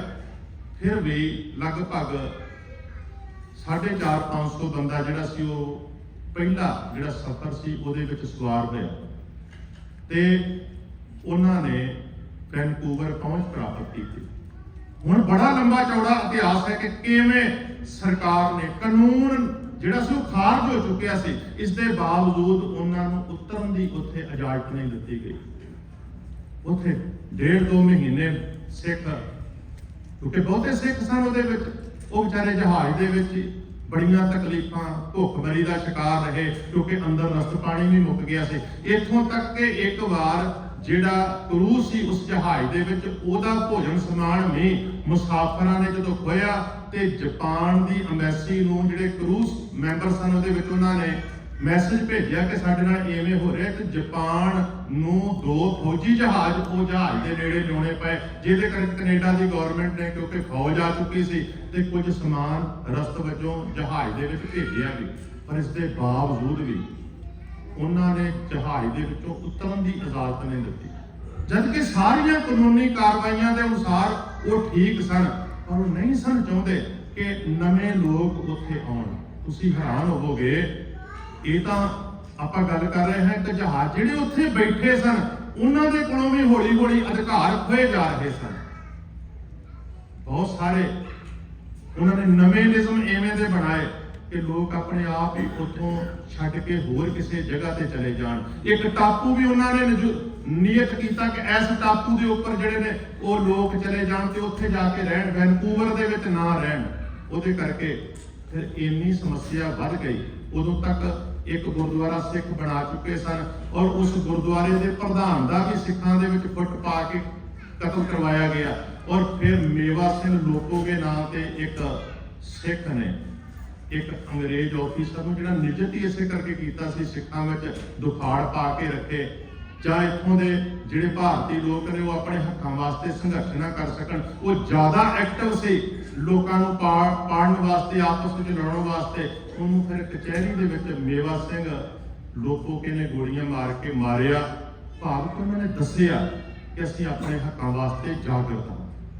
ਮੈਂ ਬਹੁਤਾ ਲੰਬਾ ਚੌੜਾ ਤੁਹਾਨੂੰ ਇਤਿਹਾਸ ਨਹੀਂ ਸੁਣਾਉਣਾ ਚਾਹੁੰਦਾ, ਬਸ ਇਹੀ ਕਿ ਬਹੁਤ ਕੁਝ ਕਰਨਾ ਪਿਆ ਸਾਡੇ ਵਾਸਤੇ, ਆਪਾਂ ਜਿਹੜੇ ਬੈਠੇ ਆ। ਕਈ ਵਾਰ ਆਪਾਂ ਇਹ ਗੱਲਾਂ ਸੁਣਨਾ ਵੀ ਨਹੀਂ ਚਾਹੁੰਦੇ, ਪਰ ਮੈਂ ਖਿਮਾ ਕਰੋ ਤੁਹਾਨੂੰ ਤਾਂ ਦੱਸ ਰਿਹਾ ਹਾਂ ਕਿ ਜਿਹੜੇ ਸੁਣਨਾ ਚਾਹੁੰਦੇ ਉਹਨਾਂ ਨੂੰ ਪਤਾ ਤੇ ਹੋਵੇ ਕਿ ਜਿਹੜੇ ਸੁੱਖ ਸਾਧਨ ਅਸੀਂ ਮਾਣ ਰਹੇ ਹਾਂ, ਜਿਹੜੀਆਂ ਇਮੀਗ੍ਰੇਸ਼ਨ ਦੀਆਂ ਅੱਜ ਸਾਨੂੰ ਸਹੂਲਤਾਂ ਨੇ, ਉਹਦੇ ਵਾਸਤੇ ਸਾਡੇ ਬਜ਼ੁਰਗਾਂ ਨੇ ਕਿੰਨੀ ਮਿਹਨਤ ਕੀਤੀ। ਔਰ ਮੇਵਾ ਸਿੰਘ ਵਰਗੇ ਹੋਰ ਕਿੰਨੇ ਸਿੱਖ ਸਨ ਜਿਨ੍ਹਾਂ ਨੇ ਜਦੋਂ ਐਕਟਿਵ ਹੋ ਕੇ ਕੋਈ ਕੰਮ ਕੀਤਾ ਤੇ ਉਹਦੇ ਕਰਕੇ ਉਹਨਾਂ ਨੂੰ ਫਾਂਸੀਆਂ ਦੇ ਉੱਪਰ ਵੀ ਚਾੜਿਆ ਗਿਆ। ਇਹ ਜਹਾਜ਼ ਜਦੋਂ ਵਾਪਸ ਮੁੜਿਆ, ਇਹਨੂੰ ਰਸਤੇ ਵਿੱਚ ਕਿਤੇ ਨਹੀਂ ਰੁਕਣ ਦਿੱਤਾ ਉਹਨਾਂ ਨੇ। ਔਖਾ ਸਫ਼ਰ ਤੈਅ ਕਰਕੇ ਇਹ ਕਲਕੱਤਾ ਪਹੁੰਚੇ। ਕਲਕੱਤੇ ਵੀ ਉਤਰਨ ਦਾ ਅਧਿਕਾਰ ਨਹੀਂ ਸੀ। ਜੇ ਉਤਰਨ ਦਾ ਅਧਿਕਾਰ ਮਿਲਿਆ ਤੇ ਇਹ ਕਿਹਾ ਗਿਆ ਕਿ ਤੁਸੀਂ ਤੁਰੰਤ ਪੰਜਾਬ ਵਾਲੀ ਗੱਡੀ ਦੇ ਵਿੱਚ ਸਵਾਰ ਹੋ ਕੇ ਪੰਜਾਬ ਜਾਣਾ, ਅਰੈਸਟ ਕਰਕੇ ਪੰਜਾਬ ਲਿਆਉਣਾ ਸੀ। ਪਰ ਜਦੋਂ ਬਾਬਾ ਗੁਰਦੇਵ ਸਿੰਘ ਤੇ ਹੋਰ ਸਿੰਘਾਂ ਨੇ ਕਿਹਾ ਕਿ ਸਾਡੇ ਕੋਲ ਬਾਬਾ ਜੀ ਦਾ ਸਰੂਪ ਵੀ ਹੈ, ਅਸੀਂ ਗੁਰਦੁਆਰਾ ਸਾਹਿਬ ਵਿਖੇ ਸਰੂਪ ਤੇ ਮਹਾਰਾਜ ਦਾ ਛੱਡ ਆਈਏ ਤਾਂ ਕਿ ਕਿਸੇ ਪ੍ਰਕਾਰ ਦੀ ਬੇਅਦਬੀ ਨਾ ਹੋਵੇ, ਉਦੋਂ ਫਿਰ ਉਹਨਾਂ ਨੇ ਗੋਲੀ ਚਲਾਈ, ਜਿਹਦੇ ਵਿੱਚ 40 ਸਿੱਖ ਬਾਈਬਲ ਘਾਟ ਦੇ ਉੱਪਰ ਸ਼ਹੀਦ ਹੋਏ। ਉੱਥੇ ਫਿਰ ਭਗਦੜ ਦੇ ਵਿੱਚ ਕੁਝ ਜਾਣਿਆਂ ਨੂੰ ਅਰੈਸਟ ਕਰਕੇ ਉਹਨਾਂ ਨੇ ਪੰਜਾਬ ਲਿਆਂਦਾ, ਜਿਨ੍ਹਾਂ ਨੂੰ ਲੰਬੇ ਸਮੇਂ ਤੱਕ ਜੇਲ੍ਹਾਂ ਵਿੱਚ ਰੱਖਿਆ। ਤੇ ਬਾਬਾ ਗੁਰਦੇਵ ਸਿੰਘ ਜਿਹੜੇ ਸਨ ਉਹ ਫਿਰ ਕੁਝ ਸਮਾਂ ਅੰਡਰਗਰਾਉਂਡ ਵੀ ਰਹੇ, ਲਗਭਗ 7 ਸਾਲ ਬਾਅਦ ਫਿਰ ਉਹਨਾਂ ਨੇ ਸਰਕਾਰ ਦੇ ਅੱਗੇ ਜਿਹੜਾ ਸੀ ਆਪਣੀ ਗ੍ਰਿਫਤਾਰੀ ਪੇਸ਼ ਕੀਤੀ। ਔਰ ਇਹ ਗੱਲ ਊਧਮ ਸਿੰਘ ਦੇ ਨਾਲ ਤਾਂ ਜੁੜੀ ਹੋਈ ਏ ਕਿਉਂਕਿ ਜੇ ਤੁਸੀਂ ਸਰਦਾਰ ਊਧਮ ਸਿੰਘ ਦਾ ਜੀਵਨ ਪੜ੍ਹੋ ਤੇ ਉਹਦੇ ਵਿੱਚ ਕਿਹਾ ਜਾਂਦਾ ਹੈ ਕਿ ਜਦੋਂ ਬਜਬਜ ਘਾਟ ਦਾ ਸਾਕਾ ਵਾਪਰਿਆ 1914 ਦੇ ਵਿੱਚ, ਉਦੋਂ ਉਹ ਬੱਚਾ ਸੀ ਔਰ ਉਹਦੇ ਕੋਮਲ ਹਿਰਦੇ ਦੇ ਉੱਪਰ ਇਸ ਘਟਨਾ ਦਾ ਬਹੁਤ ਤਗੜਾ ਪ੍ਰਭਾਵ ਪਿਆ। ਔਰ ਜਲਿਆਂਵਾਲੇ ਕਾਂਡ ਨੇ, ਜਲਿਆਂਵਾਲੇ ਬਾਗ ਦੇ ਕਾਂਡ ਨੇ ਤਾਂ ਉਹਨੂੰ ਪੂਰੀ ਤਰ੍ਹਾਂ ਟੁੰਬ ਲਿਆ। ਤੇ ਉੱਥੋਂ ਕਹਿੰਦੇ ਨੇ ਕਿ ਜੋ ਕੁਝ ਉਹਨੇ ਵੇਖਿਆ, ਕੁਝ ਖੂਨ ਰੱਤੀ ਹੋਈ ਮਿੱਟੀ ਉਹਨੇ ਆਪਣੇ ਕੋਲ ਸੰਭਾਲ ਕੇ ਰੱਖੀ ਸੀ ਤੇ ਲੰਬੇ ਸਮੇਂ ਤੱਕ ਉਹ ਜਵਾਲਾ ਉਹਦੇ ਅੰਦਰ ਭਟਕਦੀ ਰਹੀ ਸੀ ਕਿ ਜਿਨ੍ਹਾਂ ਲੋਕਾਂ ਨੇ ਸਾਡੇ ਨਾਲ ਧੱਕਾ ਕੀਤਾ ਉਹਨਾਂ ਨੂੰ ਮੈਂ ਸਜ਼ਾ ਜ਼ਰੂਰ ਦੇਣੀ ਹੈ। ਔਰ ਲਗਭਗ 20 ਸਾਲ 11 ਮਹੀਨਿਆਂ ਬਾਅਦ ਇੰਗਲੈਂਡ ਦੇ ਵਿੱਚ ਫਿਰ ਉਹਨੇ ਮੁੱਖ ਦੋਸ਼ੀ ਨੂੰ ਸੋਧਿਆ। ਹਾਲਾਂਕਿ ਬਦਲਾ ਲੈਣਾ ਇਹ ਸਿੱਖ ਕੌਮ ਦੀ ਰਵਾਇਤ ਨਹੀਂ ਹੈ, ਪਰ ਇੱਕ ਗੱਲ ਵੀ ਪੱਕੀ ਹੈ ਕਿ ਜਦੋਂ ਕਾਨੂੰਨ ਕਿਸੇ ਗਲਤ ਬੰਦੇ ਨੂੰ ਸਜ਼ਾ ਨਹੀਂ ਦਿੰਦਾ ਤੇ ਫਿਰ ਸਮਾਜ ਦੇ ਵਿੱਚੋਂ ਕੋਈ ਨਾ ਕੋਈ ਵਿਅਕਤੀ ਆਪ ਮਹਾਰੇ ਉਹਨੂੰ ਸਜ਼ਾ ਦੇਣ ਦਾ ਯਤਨ ਕਰਦਾ ਹੈ। ਇਹ ਇੱਕ ਥਾਂ ਤੇ ਨਹੀਂ, ਇਹ ਹਰ ਇੱਕ ਸਮਾਜ ਦੇ ਵਿੱਚ ਇਵੇਂ ਵਾਪਰਦਾ ਹੈ। ਜਦ ਕਿ ਉਸ ਸਮੇਂ ਅੰਗਰੇਜ਼ ਸਰਕਾਰ ਨੇ ਵੀ ਜਿਹੜੇ ਵੱਡੇ ਇਹੋ ਜਿਹੇ ਮਾੜੇ ਕਰਮ ਹੋਏ ਪੰਜਾਬ ਜਾਂ ਇੰਡੀਆ ਦੇ ਵਿੱਚ, ਇਨਵੈਸਟੀਗੇਸ਼ਨ ਵਾਸਤੇ ਜਿਹੜੇ ਆਫੀਸਰ ਨਿਯੁਕਤ ਕੀਤੇ, ਉਹਨਾਂ ਨੇ ਜਲਿਆਂਵਾਲੇ ਬਾਗ ਬਾਰੇ ਕਿਹਾ ਸੀ ਕਿ ਜਨਰਲ ਮਾਈਕਲ ਅਡਵਾਇਰ ਜਿਹੜਾ ਹੈ ਉਹ ਜ਼ਿਆਦਾ ਕਸੂਰਵਾਰ ਹੈ ਕਿਉਂਕਿ ਉਹ ਪੰਜਾਬ ਦਾ ਉਦੋਂ ਗਵਰਨਰ ਸੀ। ਹਾਲਾਂਕਿ ਗੋਲੀ ਚਲਾਉਣ ਦਾ ਹੁਕਮ ਜਨਰਲ ਡਾਇਰ ਨੇ ਦਿੱਤਾ ਸੀ, ਪਰ ਗਵਰਨਰ ਸੀ ਮਾਈਕਲ ਅਡਵਾਇਰ, ਜਿਹਨੂੰ ਗੋਲੀ ਮਾਰੀ ਗਈ ਸੀ ਲੰਡਨ ਦੇ ਵਿੱਚ ਸਰਦਾਰ ਊਧਮ ਸਿੰਘ ਦੁਆਰਾ, ਕਿਉਂਕਿ ਉਹ ਹੀ ਇਹੋ ਜਿਹੇ ਢੰਗ ਦੇ ਨਾਲ ਰਾਜ ਕਰ ਰਿਹਾ ਸੀ ਜਿਹਦੇ ਕਰਕੇ ਲੋਕਾਂ ਦਾ ਜ਼ਿਆਦਾ ਨੁਕਸਾਨ ਹੋ ਰਿਹਾ ਸੀ। तो ये दोवें घटनावां ਜਿਹੜੀਆਂ ਨੇ ਕਿਹਦੇ ਨਾਲ ਜੁੜੀਆਂ ਹੋਈਆਂ ਨੇ? ਇਹ ਜੁੜੀਆਂ ਹੋਈਆਂ ਨੇ ਸਰਦਾਰ ਊਧਮ ਸਿੰਘ ਦੇ ਨਾਲ, ਕਿਉਂਕਿ ਬਜਬਟ ਘਾਟ ਦੇ ਸਾਕੇ ਨੇ 40 ਸਿੰਘਾਂ ਦੀ ਸ਼ਹਾਦਤ ਨੇ ਉਹਦੇ ਕੋਮਲ ਮਨ ਦੇ ਉੱਪਰ ਅਸਰ ਕੀਤਾ। ਜਲਿਆਂਵਾਲੇ ਬਾਗ ਨੇ ਬਲਦੀ ਦੇ ਉੱਪਰ ਹੋਰ ਤੇਲ ਪਾਇਆ ਤੇ ਫਿਰ ਉਹਨੇ ਬਹੁਤ ਸਾਰੀਆਂ ਜਿਹੜੀਆਂ ਹਥਿਆਰਬੰਦ ਜੋ ਉਸ ਸਮੇਂ ਭਾਰਤ ਦੀ ਆਜ਼ਾਦੀ ਵਾਸਤੇ ਵਿਚਰ ਰਹੀਆਂ ਸੰਸਥਾਵਾਂ ਸਨ, ਉਹਨਾਂ ਦੇ ਵਿੱਚ ਭਾਗੀਦਾਰ ਹੋ ਕੇ ਬਹੁਤ ਸਾਰੇ ਕੰਮ ਕੀਤੇ। ਉਹ ਕਈ ਵਾਰ ਜੇਲ੍ਹ ਦੇ ਵਿੱਚ ਵੀ ਰਿਹਾ, 5-5 7-7 ਸਾਲ ਉਹਨੂੰ ਜੇਲ੍ਹ ਦੇ ਵਿੱਚ ਵੀ ਰਹਿਣਾ ਪਿਆ। ਕਈ ਪ੍ਰਕਾਰ ਦੇ ਉਹਦੇ ਉੱਪਰ ਬਲੇਮ ਲੱਗੇ ਕਿ ਉਹਨੇ ਆ ਸਰਕਾਰ ਦੇ ਉਲਟ, ਕਾਨੂੰਨ ਤੋਂ ਉਲਟ ਕੰਮ ਰੱਖੇ ਨੇ, ਜਿਵੇਂ ਹਥਿਆਰ ਰੱਖਣ ਦਾ ਦੋਸ਼ ਲੱਗਿਆ ਜਾਂ ਉਹਨਾਂ ਦਾ ਜਿਹੜੇ ਗਦਰੀਏ ਸਨ ਉਹਨਾਂ ਦੇ ਨਾਲ ਮੇਲ ਮਿਲਾਪ ਦਾ ਦੋਸ਼ ਲੱਗਿਆ। ਭਗਤ ਸਿੰਘ ਦੀ ਜਿਹੜੀ ਪਾਰਟੀ ਸੀ ਉਹਦੇ ਨਾਲ ਉੱਠਣ ਬਹਿਣ ਦਾ ਉਹਦੇ ਉੱਪਰ ਦੋਸ਼ ਲੱਗਿਆ। ਕਈ ਦੋਸ਼ ਲਾ ਕੇ ਉਹਨੂੰ ਸਜ਼ਾਵਾਂ ਦਿੱਤੀਆਂ ਗਈਆਂ, ਪਰ ਆਖਰ ਜਿਹੜਾ ਉਹਦਾ ਮਿਸ਼ਨ ਸੀ ਉਸ ਮਿਸ਼ਨ ਦੇ ਵਿੱਚ ਉਹ ਕਾਮਯਾਬ ਹੋਇਆ ਜਦੋਂ ਉਹਨੇ, ਜਿਵੇਂ ਸਾਡੀ ਇੱਕ ਰਵਾਇਤ ਹੈ, ਆਪਾਂ ਕਹਿੰਦੇ ਹਾਂ ਕਿ ਪੰਜਾਬੀਆਂ ਦੀ ਡਿੱਗੀ ਹੋਈ ਪੱਗ ਨੂੰ ਸਿਰ ਦੇ ਉੱਪਰ ਰੱਖਣਾ, ਉਹ ਕੰਮ ਕਰਕੇ ਉਹਨੇ ਉਸ ਸਮੇਂ ਦਿਖਾਇਆ। ਤੇ ਉਹ ਜਿਹੜੀ ਸਾਡੀ ਲੋਕਾਂ ਦੀ ਬਣੀ ਹੋਈ ਇੱਕ ਸ਼ਹੀਦਾਂ ਦੀ ਮਹਾਨ ਪਿਰਤ ਹੈ, ਇੱਕ ਕਤਾਰ ਹੈ, ਉਹਦੇ ਵਿੱਚ ਉਹ ਮਹਾਨ ਸ਼ਹੀਦ ਜਿਹੜਾ ਸੀ ਉਹ ਜਾ ਖੜੋਤਾ। ਔਰ ਇਹ ਪਿਛਲੇ ਹਫ਼ਤੇ ਦੇ ਵਿੱਚ ਇਹ ਦੋਵੇਂ ਘਟਨਾਵਾਂ ਜੁੜੀਆਂ ਹੋਈਆਂ ਨੇ। ਪਰ ਮੈਂ ਅਖੀਰ ਤੇ ਇੱਕ ਗੱਲ ਫੇਰ ਕਰਦਾ ਜਾਵਾਂਗਾ ਕਿ ਭਾਵੇਂ ਇਹ ਦੋਵੇਂ ਘਟਨਾਵਾਂ ਨੇ ਜਿਹੜੀਆਂ ਘਟਨਾਵਾਂ ਸਾਨੂੰ ਦੱਸਦੀਆਂ ਨੇ ਕਿ ਸਾਡੇ ਬਜ਼ੁਰਗ ਕਿਵੇਂ ਭਾਰਤ ਜਾਂ ਪੰਜਾਬ ਤੋਂ ਬਾਹਰ ਦੇਸ਼ਾਂ ਵਿਦੇਸ਼ਾਂ ਦੇ ਵਿੱਚ ਆਪਣੇ ਰੋਟੀ ਪਾਣੀ ਦੇ ਆਹਰ ਪਾਰ ਵਾਸਤੇ ਜਿਹੜਾ ਹੈ ਭੱਜ ਨੱਠ ਕਰਦੇ ਰਹੇ ਨੇ, ਹੁਣ ਵੀ ਵੱਡੇ ਪੱਧਰ ਤੇ ਲੋਕ ਆ ਰਹੇ ਨੇ। ਤੇ ਉਹਨਾਂ ਨੂੰ ਫਿਰ ਇਹ ਜਾਗਰਤੀ ਵੀ ਹੋਣੀ ਚਾਹੀਦੀ ਹੈ ਕਿ ਹੱਕ ਜਿਹੜੇ ਨੇ ਉਹ ਚੁੱਪ ਚਪੀਤੇ ਨਹੀਂ ਮਿਲਦੇ, ਉਹਦੇ ਵਾਸਤੇ ਜਾਗਰਤ ਰਹਿਣਾ ਪੈਂਦਾ। ਸੰਘਰਸ਼ ਕਰਨਾ ਹੋਰ ਗੱਲ ਹੈ ਤੇ ਜਾਗਰਤ ਰਹਿਣਾ ਹੋਰ ਗੱਲ ਹੈ, ਕਿਉਂਕਿ ਸੰਘਰਸ਼ ਤਾਂ ਹੀ ਕੀਤਾ ਜਾ ਸਕਦਾ ਹੈ ਪਹਿਲਾਂ ਜਾਗਰਤੀ ਹੋਵੇ, ਪਹਿਲਾਂ ਸਮਝ ਹੋਵੇ ਕਿ ਕਿੱਥੇ ਕਿੱਥੇ ਸਾਡੇ ਹੱਕਾਂ ਵਾਸਤੇ ਸੰਨ ਲਾਈ ਜਾ ਰਹੀ ਹੈ ਤੇ ਸਾਡਾ ਨੁਕਸਾਨ ਕੀਤਾ ਜਾ ਰਿਹਾ। ਔਰ ਇਹ ਕੇਵਲ ਸਾਡੇ ਵਾਸਤੇ ਹੀ ਨਹੀਂ, ਕਿਉਂਕਿ ਇੱਕ ਕੁਦਰਤੀ ਨੇਮ ਹੈ। ਤੁਸੀਂ ਪੜ੍ਹਦੇ ਨਹੀਂ ਹੋ ਗੁਰਬਾਣੀ ਦੇ ਵਿੱਚ, ਹਰ ਰੋਜ਼ ਆਪਾਂ ਰਹਿਰਾਸ ਸਾਹਿਬ ਜੀ ਦਾ ਜੋ ਪਾਠ ਕਰਦੇ ਹਾਂ, ਆਪਾਂ ਪੜ੍ਹਦੇ ਹਾਂ, ਊੜੈ ਊੜ ਆਵੈ ਸੈ ਕੋਸਾਂ ਤਿਸ ਪਾਛੇ ਬਚਰੇ ਸ਼ਰਿਆ, ਤਿਨ ਕਮਣ ਖਲਾਵੇ ਕਮਣ ਚੁਗਾਵੇ, ਮਨ ਮੈਂ ਸਿਮਰਨ ਕਰਿਆ। ਆਪਾਂ ਕਹਿੰਦੇ ਰਹੇ ਹਾਂ ਕਿ ਜੀ ਊਂਜਾਂ ਉੱਡ ਉੱਡ ਕੇ ਜਾਂਦੀਆਂ ਨੇ, ਪਿੱਛੇ ਉਹਨਾਂ ਦੇ ਬਾਲ ਬੱਚੇ, ਜਿਹੜਾ ਘਰ ਘਾਟ ਉਹਨਾਂ ਦਾ ਆਲਣਾ ਸਭ ਕੁਝ ਹੁੰਦਾ ਹੈ, ਉਹ ਉੱਡਦੀਆਂ ਜਾਂਦੀਆਂ ਨੇ, ਫਿਰ ਵੀ ਉਹਨਾਂ ਦੇ ਦਿਮਾਗ ਦੇ ਵਿੱਚ ਚੇਤਾ ਹੁੰਦਾ ਹੈ ਆਪਣੇ ਇਲਾਕੇ ਬਾਰੇ।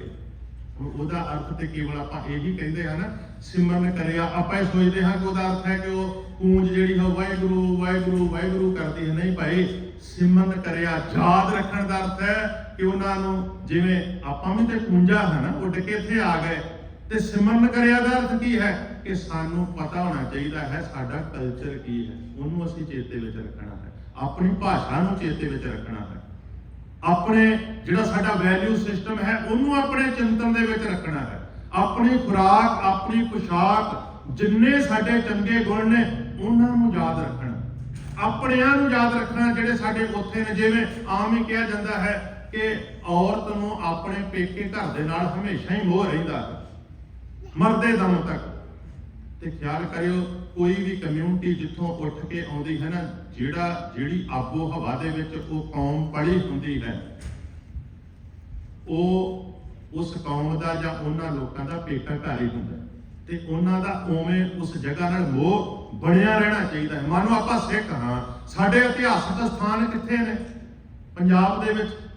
ਸਾਡੇ ਉਹ ਮੁੱਖ ਪਾਵਨ ਅਸਥਾਨ ਜਿੱਥੇ ਗੁਰੂ ਸਾਹਿਬਾਨਾਂ ਨੇ ਮਹਾਨ ਉਪਦੇਸ਼ ਦਿੱਤੇ, ਜਿੱਥੇ ਸਾਡੀਆਂ ਸਿੱਖ ਰਵਾਇਤਾਂ ਜਨਮੀਆਂ ਵੱਡੀਆਂ ਹੋਈਆਂ ਸਾਡੇ ਤੱਕ ਪਹੁੰਚੀਆਂ, ਉਹਨਾਂ ਨੂੰ ਯਾਦ ਰੱਖਣਾ, ਉਸ ਆਬੋ ਹਵਾ ਨੂੰ। ਆ ਹੁਣੇ ਭਾਈ ਸਾਹਿਬ ਜਦੋਂ ਗੱਲ ਕਰ ਰਹੇ ਸਨ, ਕਿਉਂਕਿ ਸਾਡੇ ਜਥੇ ਵੱਲੋਂ ਕੀਰਤਨ ਗਾਇਨ ਕੀਤਾ ਗਿਆ, ਉਹਨਾਂ ਨੇ ਸਾਵਣ ਦੀ ਗੱਲ ਕੀਤੀ ਤੇ ਉਹ ਕਹਿ ਰਹੇ ਸਨ ਕਿ ਭਾਰਤ ਦੇ ਵਿੱਚ ਜਿਹੜਾ ਮੌਸਮ ਹੈ ਉਹ ਸਾਰੇ ਮੌਸਮ ਨੂੰ 12 ਮਾਹ ਦੇ ਵਿੱਚ ਪਰੋਇਆ ਹੋਇਆ। ਇਹਦਾ ਅਰਥ ਸਾਨੂੰ ਉੱਥੋਂ ਦੇ ਮੌਸਮ ਬਾਰੇ ਵੀ ਜਾਣਕਾਰੀ ਹੋਣੀ ਚਾਹੀਦੀ ਹੈ, ਸਾਨੂੰ ਉੱਥੋਂ ਦੇ ਕੈਲੰਡਰ ਬਾਰੇ ਜਿਹੜਾ ਹੈ ਸਿਮਰਨ ਹੋਣਾ ਚਾਹੀਦਾ ਹੈ ਕਿ ਉੱਥੋਂ ਦਾ ਕੈਲੰਡਰ ਦੇ ਅਨੁਸਾਰ ਐਵੇਂ ਮਹੀਨੇ ਬਦਲਦੇ ਨੇ, ਮਹੀਨਿਆਂ ਦੇ ਆਹ ਨਾਂ ਹੁੰਦੇ ਨੇ, ਉਹਦੇ ਵਿੱਚ ਫਿਰ ਐਵੇਂ ਦਾ ਆਲੇ ਦੁਆਲੇ ਦਾ ਮਾਹੌਲ ਹੁੰਦਾ ਹੈ। ਜੇ ਸਾਨੂੰ ਨਹੀਂ ਪਤਾ ਹੋਏਗਾ, ਅਸੀਂ ਬਾਣੀ ਦੇ ਉਹਨਾਂ ਭਾਵ ਅਰਥਾਂ ਤੋਂ ਪ੍ਰੇਰਨਾ ਲੈ ਹੀ ਨਹੀਂ ਸਕਦੇ। ਸਾਨੂੰ ਉਹ ਸਾਰੀਆਂ ਘਟਨਾਵਾਂ ਦੀ ਸਮਝ ਹੋਣੀ ਚਾਹੀਦੀ ਹੈ।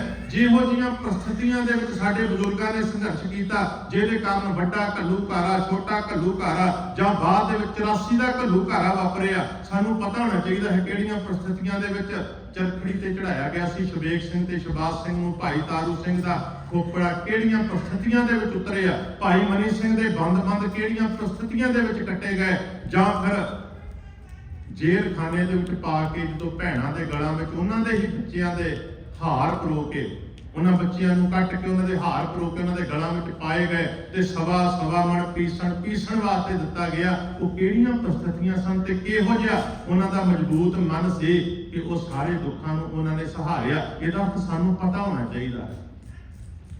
ਜੇ ਕਿਸੇ ਕੌਮ ਨੇ ਜੇ ਤਾਂ ਭੀੜ ਦੇ ਵਿੱਚ ਰਲਣਾ ਹੈ, ਮੰਨ ਲਓ ਆਪਾਂ ਜਿਵੇਂ ਆਏ ਹਾਂ, ਜੇ ਤੇ ਸਾਨੂੰ ਆਪਣੇ ਭਵਿੱਖ ਦੀ ਕੋਈ ਚਿੰਤਾ ਨਹੀਂ, ਆਪਾਂ ਕੇਵਲ ਇਹੀ ਸੋਚਦੇ ਹਾਂ ਕਿ ਚਲੋ ਇਨਸਾਨ ਹੋਣ ਦਾ ਅਰਥ ਤਾਂ ਇਹੀ ਹੈ ਨਾ ਕਿ ਤੁਸੀਂ ਧਰਤੀ ਦੇ ਉੱਪਰ ਆਏ, ਇੱਥੇ ਰਹਿ ਕੇ ਦੋ ਜੀ ਇਕੱਠੇ ਹੋਣਗੇ, ਅੱਗੇ ਬਾਲ ਬੱਚੇ ਪੈਦਾ ਹੋਣਗੇ ਜਿਹਨੂੰ ਆਪਾਂ ਵਿਆਹ ਕਹਿੰਦੇ ਹਾਂ, ਫਿਰ ਬਾਲ ਬੱਚਿਆਂ ਨੂੰ ਪਾਲਣ ਵਾਸਤੇ ਭੱਜ ਨੱਠ ਕਰਾਂਗੇ, ਉਹਨਾਂ ਦਾ ਕੀ ਲਾਈਫ ਸਟਾਈਲ ਹੈ, ਉਹ ਕਿਵੇਂ ਰਹਿੰਦੇ ਨੇ, ਕਿੰਨੀ ਉਮਰ ਬਤੀਤ ਕਰਦੇ ਨੇ, ਉਹ ਕਿੱਥੇ ਤੱਕ ਪਹੁੰਚ ਪ੍ਰਾਪਤ ਕਰਦੇ ਨੇ, ਸਾਨੂੰ ਉਹਨਾਂ ਨਾਲ ਕੋਈ ਲੈਣਾ ਦੇਣਾ ਨਹੀਂ ਕਿ ਉਹ ਕਿਵੇਂ ਦੇ ਵਿਸ਼ਵਾਸੀ ਨੇ, ਕਿਵੇਂ ਦਾ ਉਹਨਾਂ ਦਾ ਰਹਿਣ ਸਹਿਣ ਹੈ। ਜੇ ਤਾਂ ਆਪਾਂ ਐਵੇਂ ਸੋਚਦੇ ਹਾਂ ਫਿਰ ਤਾਂ ਕੋਈ ਫਾਇਦਾ ਨਹੀਂ ਇਹਨਾਂ ਗੱਲਾਂ ਨੂੰ ਕਰਨ ਦਾ। ਫਿਰ ਤਾਂ ਪੂੰਜ ਨੂੰ ਆਪਣੇ ਪਿੱਛੇ ਜੋ ਛੱਡ ਕੇ ਆਈ ਹੈ, ਆਪਣਾ ਆਲਣਾ, ਆਪਣੇ ਬੱਚੇ, ਉਹਨਾਂ ਬਾਰੇ ਸਿਮਰਨ ਕਰਨ ਦੀ ਕੋਈ ਲੋੜ ਨਹੀਂ ਹੈ। ਪਰ ਜੇ ਪੂੰਜ ਚਾਹੁੰਦੀ ਹੈ ਕਿ ਮੈਂ ਆਪਣੀ ਧਰੋਹਰ ਦੇ ਨਾਲ, ਆਪਣੀਆਂ ਜੜ੍ਹਾਂ ਨਾਲ, ਆਪਣੇ ਸਿਧਾਂਤਾਂ ਨਾਲ, ਸੋਚ ਨਾਲ, ਆਪਣੇ ਵੈਲਿਊ ਸਿਸਟਮ ਨਾਲ ਜੁੜੀ ਰਹਾਂ, ਤੇ ਫਿਰ ਉਹਨੂੰ ਆਪ ਵੀ ਯਾਦ ਰੱਖਣਾ ਪੈਣਾ ਤੇ ਆਪਣੇ ਆਉਣ ਵਾਲੀ ਪੀੜ੍ਹੀ ਨੂੰ ਵੀ ਯਾਦ ਕਰਾਉਣ ਵਾਸਤੇ, ਚੇਤਨ ਕਰਵਾਉਣ ਵਾਸਤੇ ਕੋਸ਼ਿਸ਼ ਕਰਨੀ ਪਏਗੀ। ਇਹਦਾ ਅਰਥ ਹੋਇਆ ਕੌਮ ਕੋਈ ਵੀ ਹੋਵੇ, ਜੇ ਉਹਨੇ ਆਪਣੀ ਹੋਂਦ ਨੂੰ ਬਰਕਰਾਰ ਰੱਖਣਾ ਹੈ, ਕਿਤੇ ਵੀ ਚਲੀ ਜਾਏ, ਤੇ ਉਹਨੂੰ ਸਿਮਰਨ ਕਰਨਾ ਹੀ ਪੈਣਾ। ਪੰਖੀ ਪੂਰੀ ਦੁਨੀਆ ਦੇ ਵਿੱਚ ਅੱਜ ਵੀ ਜਦੋਂ ਮੌਸਮ ਤਬਦੀਲ ਹੁੰਦਾ ਹੈ, ਯੂਰਪ ਦੇ ਵਿੱਚ ਬਹੁਤ ਠੰਡ ਵੱਧ ਜਾਂਦੀ ਹੈ, ਪੰਜਾਬ ਦੀਆਂ ਜਿੰਨੀਆਂ ਅਖਬਾਰਾਂ ਨੇ ਉਹਨਾਂ ਵਿੱਚ ਕਿਤੇ ਨਾ ਕਿਤੇ ਆਰਟੀਕਲ ਆਉਂਦਾ ਹੈ ਜੀ ਜਿਹੜੀ ਰੱਖ ਹੈ ਫਲਾਣੇ ਇਲਾਕੇ ਦੀ, ਜਾਂ ਜਿਵੇਂ ਹਰੀਕਾ ਪੱਤਨ ਹੈ ਉੱਥੇ, ਜਾਂ ਭਾਰਤ ਦੇ ਵਿੱਚ ਹੋਰ ਵੀ ਕਈ ਥਾਵਾਂ ਤੇ ਜੀ ਸਾਇਬੇਰੀਆ ਦੇ ਵਿੱਚੋਂ ਵੰਨ ਸੁਵੰਨੇ ਪੰਖੀ ਆਏ ਨੇ। ਉਹ ਪੰਖੀ ਆਉਂਦੇ ਨੇ, ਉਹਨਾਂ ਦੇ ਪੈਰਾਂ ਦੇ ਨਾਲ ਕੋਈ ਨਾ ਕੋਈ ਉਹ ਐਵੇਂ ਦਾ ਜੰਤਰ ਬੰਨ੍ਹ ਦਿੰਦੇ ਨੇ ਤਾਂ ਕਿ ਪਤਾ ਲੱਗਦਾ ਰਹੇ ਇਹ ਕਿੱਧਰ ਨੂੰ ਜਾਂਦਾ ਹੈ, ਕਿੰਨੀ ਵਾਰ ਇਹ ਆਇਆ ਹੈ, ਕਿੰਨੀ ਵਾਰ ਇਹ ਗਿਆ ਹੈ, ਅਜੇ ਵੀ ਜਿਉਂਦਾ ਹੈਗਾ ਕਿ ਨਹੀਂ ਹੈਗਾ। ਔਰ ਫਿਰ ਸਾਇੰਸਦਾਨ ਇਹ ਵੀ ਕਹਿੰਦੇ ਨੇ ਕਮਾਲ ਦਾ ਰੱਬ ਨੇ ਉਹਨਾਂ ਨੂੰ ਦਿਮਾਗ ਦਿੱਤਾ ਹੈ ਕਿ ਜਹਾਜ਼ ਰਾਨੀ ਦੇ ਵਿੱਚ, ਭਾਵੇਂ ਉਹ ਸਮੁੰਦਰੀ ਜਹਾਜ਼ ਸਨ, ਭਾਵੇਂ ਆਕਾਸ਼ ਦੇ ਉੱਪਰ ਉੱਡਣ ਵਾਲੇ, ਉਹਨਾਂ ਵਿੱਚ ਤਾਂ ਜੰਤਰ ਲੱਗੇ ਨੇ। ਸਭ ਤੋਂ ਪਹਿਲਾਂ ਇੱਕ ਜੰਤਰ ਹੁੰਦਾ ਸੀ ਮੈਗਨੈਟਿਕ ਨੀਡਲ ਜਿਹੜੀ ਸੀ, ਕੰਪਸ, ਉਹਦੇ ਰਾਹੀਂ ਉਹ ਲੱਭਦੇ ਸਨ ਕਿ ਕਿਹੜਾ ਰਸਤਾ ਹੈ ਸਾਡਾ, ਕਿਉਂਕਿ ਉਹਦੀ ਸੂਈ ਹਮੇਸ਼ਾ ਨਾਰਥ ਵੱਲ ਟਿਕੀ ਰਹਿੰਦੀ ਹੈ, ਉਹਦੇ ਆਧਾਰ ਤੇ ਉਹ ਆਪਣਾ ਰਸਤਾ ਲੱਭਦੇ ਸਨ। ਹੁਣ ਜੰਤਰ ਬਹੁਤ ਜ਼ਿਆਦਾ ਡਿਵੈਲਪ ਹੋ ਚੁੱਕੇ ਨੇ, ਐਡਵਾਂਸ ਹੋ ਚੁੱਕੇ ਨੇ, ਪਰ ਕਦੇ ਕਿਸੇ ਨੇ ਸੋਚਿਆ ਕਿ ਉਹ ਜਿਹੜੀਆਂ ਕੂੰਜਾਂ, ਉਹ ਜਿਹੜੇ ਪੰਖੀ, ਉਹ ਜਿਹੜੇ ਉੱਡ ਕੇ ਜਾਂਦੇ ਨੇ ਵੱਖ-ਵੱਖ ਇਲਾਕਿਆਂ ਵਿੱਚ, ਜਦੋਂ ਉਹਨਾਂ ਨੂੰ ਲੱਗਦਾ ਹੈ ਕਿ ਇੱਥੇ ਮਾਹੌਲ ਠੀਕ ਨਹੀਂ ਸਾਡੀ ਹੋਂਦ ਵਾਸਤੇ, ਜਿਉਂਦਿਆਂ ਰਹਿਣ ਵਾਸਤੇ, ਜਦੋਂ ਉੱਡ ਜਾਂਦੇ ਨੇ, ਫਿਰ ਜਦੋਂ ਵਾਪਸ ਜਾਂਦੇ ਨੇ ਤੇ ਕਿਵੇਂ ਵਾਪਸ ਆ ਜਾਂਦੇ ਨੇ, ਕਿਹੜਾ ਜੰਤਰ ਹੈ। ਮੇਰੇ ਕਹਿਣ ਤੋਂ ਭਾਵ ਇਹ ਉਹਨਾਂ ਨੂੰ ਯਾਦ ਰਹਿੰਦਾ ਸਾਰਾ ਕੁਝ, ਤਾਂ ਹੀ ਉਹ ਵਾਪਸ ਵੀ ਚਲੇ ਜਾਂਦੇ ਨੇ। ਆਪਾਂ ਵੀ ਜਿਹੜੇ ਇੱਥੇ ਆਏ ਹਾਂ, ਕਈ ਵਾਰ ਕਿਹਾ ਜਾਂਦਾ ਹੈ ਫਲਾਣਾ ਪਰਿਵਾਰ, ਉਹਦੇ ਵਿੱਚ ਆਹ ਕਮਜ਼ੋਰੀਆਂ ਨੇ, ਉਹਨਾਂ ਦੇ ਬੱਚੇ ਜਿਹੜੇ ਨੇ ਉਹ ਪੰਜਾਬੀ ਨਹੀਂ ਬੋਲਦੇ, ਉਹ ਐਵੇਂ ਨਹੀਂ ਜਿਉਂਦੇ, ਉਹ ਸਿੱਖੀ ਤੋਂ ਦੂਰ ਹਟ ਗਏ। ਮੈਂ ਕਹਿੰਦਾ ਹਾਂ ਜੇ ਕਿਤੇ ਉਹਨਾਂ ਦੇ ਵਡੇਰੇ ਉਹ ਯਾਦ ਰੱਖਣ ਨਾ ਸਾਰਾ ਕੁਝ, ਤੇ ਉਹ ਕਦੋਂ ਵੀ ਆਪਣੇ ਘਰ ਵਾਪਸ ਆ ਸਕਦੇ ਹਨ। ਤੋ ਜੇ ਇਹ ਕੋਈ ਗੈਰ ਕੁਦਰਤੀ ਕੰਮ ਨਹੀਂ, ਪੂਰੀ ਦੁਨੀਆ ਦੇ ਵਿੱਚ ਹਮੇਸ਼ਾ ਤੋਂ ਹੁੰਦਾ ਆਇਆ। ਕਹਿੰਦੇ ਨੇ ਕੋਈ ਸਮਾਂ ਸੀ ਜਦੋਂ ਭਾਰਤ ਨੂੰ ਸੋਨੇ ਦੀ ਚਿੜੀਆ ਕਹਿੰਦੇ ਸਨ, ਉਦੋਂ ਭਾਰਤ ਦੇ ਵਿੱਚ ਵੀ ਦੂਜੇ ਥਾਵਾਂ ਤੋਂ ਲੋਕ ਮਾਈਗ੍ਰੇਟ ਹੋ ਕੇ ਜਾਂਦੇ ਰਹੇ। ਅੱਜ ਵੀ ਬਹੁਤ ਸਾਰੀਆਂ ਜਾਤੀਆਂ ਦੇ, ਬਹੁਤ ਸਾਰੇ ਇਲਾਕਿਆਂ ਦੇ ਲੋਕ ਭਾਰਤ ਦੇ ਵਿੱਚ ਰਹਿੰਦੇ ਨੇ, ਪਰ ਸਿਰਫ ਸਾਨੂੰ ਪਤਾ ਨਹੀਂ ਹੈਗਾ। ਇਸ ਕਰਕੇ ਪਾਰਸੀ ਲੋਕ ਈਰਾਨ ਦੇ ਵਿੱਚੋਂ ਸ਼ਿਫਟ ਹੋ ਕੇ ਉੱਥੇ ਗਏ, ਅਫਰੀਕਾ ਦੇ ਕੁਝ ਇਲਾਕਿਆਂ ਦੇ ਲੋਕ ਅੱਜ ਵੀ ਭਾਰਤ ਦੇ ਵਿੱਚ ਰਹਿੰਦੇ ਨੇ ਔਰ ਕਈ ਸਾਲਾਂ ਤੋਂ ਰਹਿੰਦੇ ਨੇ। ਉਹਨਾਂ ਦਿਨਾਂ ਵਿੱਚ ਆਏ ਜਿਨ੍ਹਾਂ ਦਿਨਾਂ ਦੇ ਵਿੱਚ ਉਹਨਾਂ ਨੂੰ ਲੱਗਦਾ ਸੀ ਸਾਡਾ ਭਵਿੱਖ ਇੱਥੇ ਹੈ। ਈਸਟ ਇੰਡੀਆ ਕੰਪਨੀ ਕੀ ਕਰਨ ਗਏ ਸੀ? ਆਪਣੇ ਵਪਾਰਕ ਹਿੱਤਾਂ ਵਾਸਤੇ ਹੀ ਤੇ ਗਏ ਸਨ। ਉਹਨਾਂ ਨੂੰ ਉੱਥੇ ਜਾ ਕੇ ਫਾਇਦਾ ਹੁੰਦਾ ਸੀ, ਉੱਥੋਂ ਦਾ ਸਾਜੋ ਸਮਾਨ ਉਹ ਫਿਰ ਯੂਰਪ ਦੇ ਵਿੱਚ ਜਾ ਕੇ ਵੇਚਦੇ ਸਨ, ਫਾਇਦਾ ਹੁੰਦਾ ਸੀ। ਜਦੋਂ ਵੀ ਮਨੁੱਖ ਨੂੰ ਮਹਿਸੂਸ ਹੁੰਦਾ ਹੈ ਕਿ ਮੇਰੀ ਰੋਟੀ ਪਾਣੀ ਦੇ ਵਿੱਚ ਵਾਧਾ ਹੋ ਸਕਦਾ ਹੈ, ਮੇਰਾ ਭਵਿੱਖ ਉਜਲਾ ਹੋ ਸਕਦਾ ਹੈ, ਉਹ ਫਿਰ ਉਸ ਜਗ੍ਹਾ ਤੇ ਪਹੁੰਚਦਾ ਹੈ ਜਿੱਥੇ ਉਹਨੂੰ ਮਹਿਸੂਸ ਹੁੰਦਾ ਹੈ। ਕੇਵਲ ਮਨੁੱਖ ਹੀ ਨਹੀਂ, ਪਸ਼ੂ ਪੰਛੀ ਵੀ ਐਵੇਂ ਕਰਦੇ ਨੇ। ਪਰ ਗੱਲ ਜਿਹੜੀ ਗੁਰੂ ਸਾਹਿਬ ਨੇ ਸਮਝਾਈ ਹੈ ਕਿ ਜੇ ਕੂੰਜਾਂ ਜਾਂਦੀਆਂ ਨੇ ਤੇ ਇੱਕ ਗੱਲ ਪੱਕੀ ਹੈ ਕਿ ਉਹ ਹਮੇਸ਼ਾ ਯਾਦ ਵੀ ਰੱਖਦੀਆਂ ਨੇ ਕਿ ਅਸੀਂ ਜੋ ਸਾਡਾ ਪਿਛੋਕੜ ਹੈ ਉਹਨੂੰ ਹਮੇਸ਼ਾ ਆਪਣੇ ਚਿੰਤਨ ਵਿੱਚ ਰੱਖਣਾ ਹੈ, ਆਪਣੇ ਸਿਮਰਨ ਦੇ ਵਿੱਚ ਰੱਖਣਾ। ਇੱਕ ਹੋਰ ਉਦਾਹਰਨ ਕਹਿ ਕੇ ਤੇ ਫਿਰ ਮੈਂ ਸਮਾਪਤੀ ਕਰਾਂਗਾ। ਮਹਾਰਾਜ ਇੱਕ ਹੋਰ ਥਾਂ ਤੇ ਇਹੀ ਗੱਲ ਦੀ ਗਵਾਹੀ ਭਰਦੇ ਨੇ ਜਦੋਂ ਕਹਿੰਦੇ ਨੇ ਜੈਸੀ ਗਗਨ ਫਰੰਤੀ ਊਟਤੀ ਕੱਪਰੇ ਬਾਗੇ ਵਾਲੀ। ਚਿੱਟੇ ਰੰਗ ਦੇ ਪੰਛੀ ਦੇ ਉੱਡਣ ਦੀ ਗੱਲ ਕੀਤੀ ਹੈ। ਹੁਣ ਕੇਵਲ ਇੱਕ ਪ੍ਰਕਾਰ ਦਾ ਪੰਛੀ ਐਵੇਂ ਨਹੀਂ ਕਰਦਾ, ਬਹੁਤ ਸਾਰੇ ਪੰਛੀ ਨੇ ਜਿਹੜੇ ਪਲਾਇਨ ਕਰ ਜਾਂਦੇ ਨੇ, ਮਾਈਗ੍ਰੇਟ ਹੋ ਜਾਂਦੇ ਨੇ।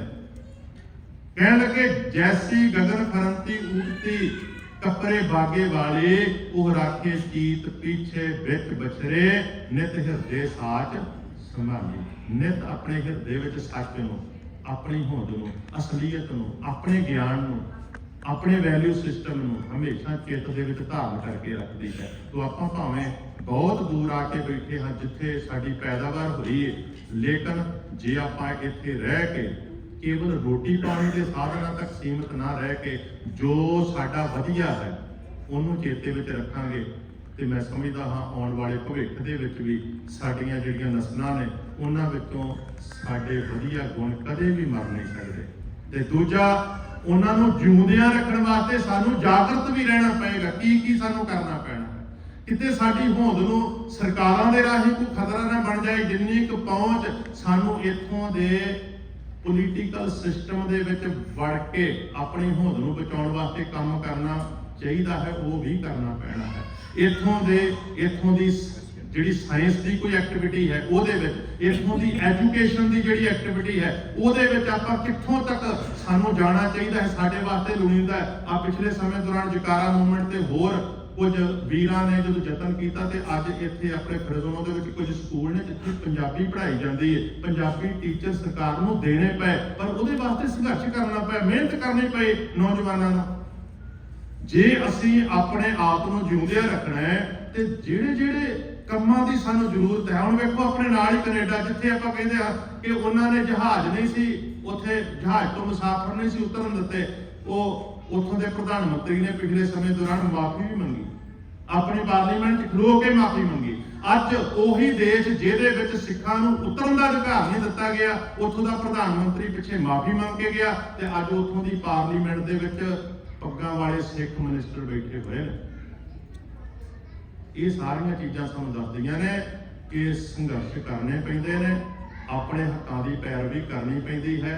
ਯਤਨਾਂ ਤੋਂ ਬਿਨਾਂ ਕੁਝ ਵੀ ਪ੍ਰਾਪਤ ਨਹੀਂ ਹੁੰਦਾ।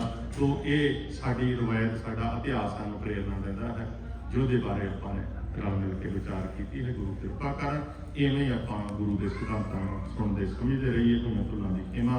ਵਾਹਿਗੁਰੂ ਜੀ ਕਾ ਖਾਲਸਾ ਵਾਹਿਗੁਰੂ ਜੀ ਕੀ ਫਤਿਹ।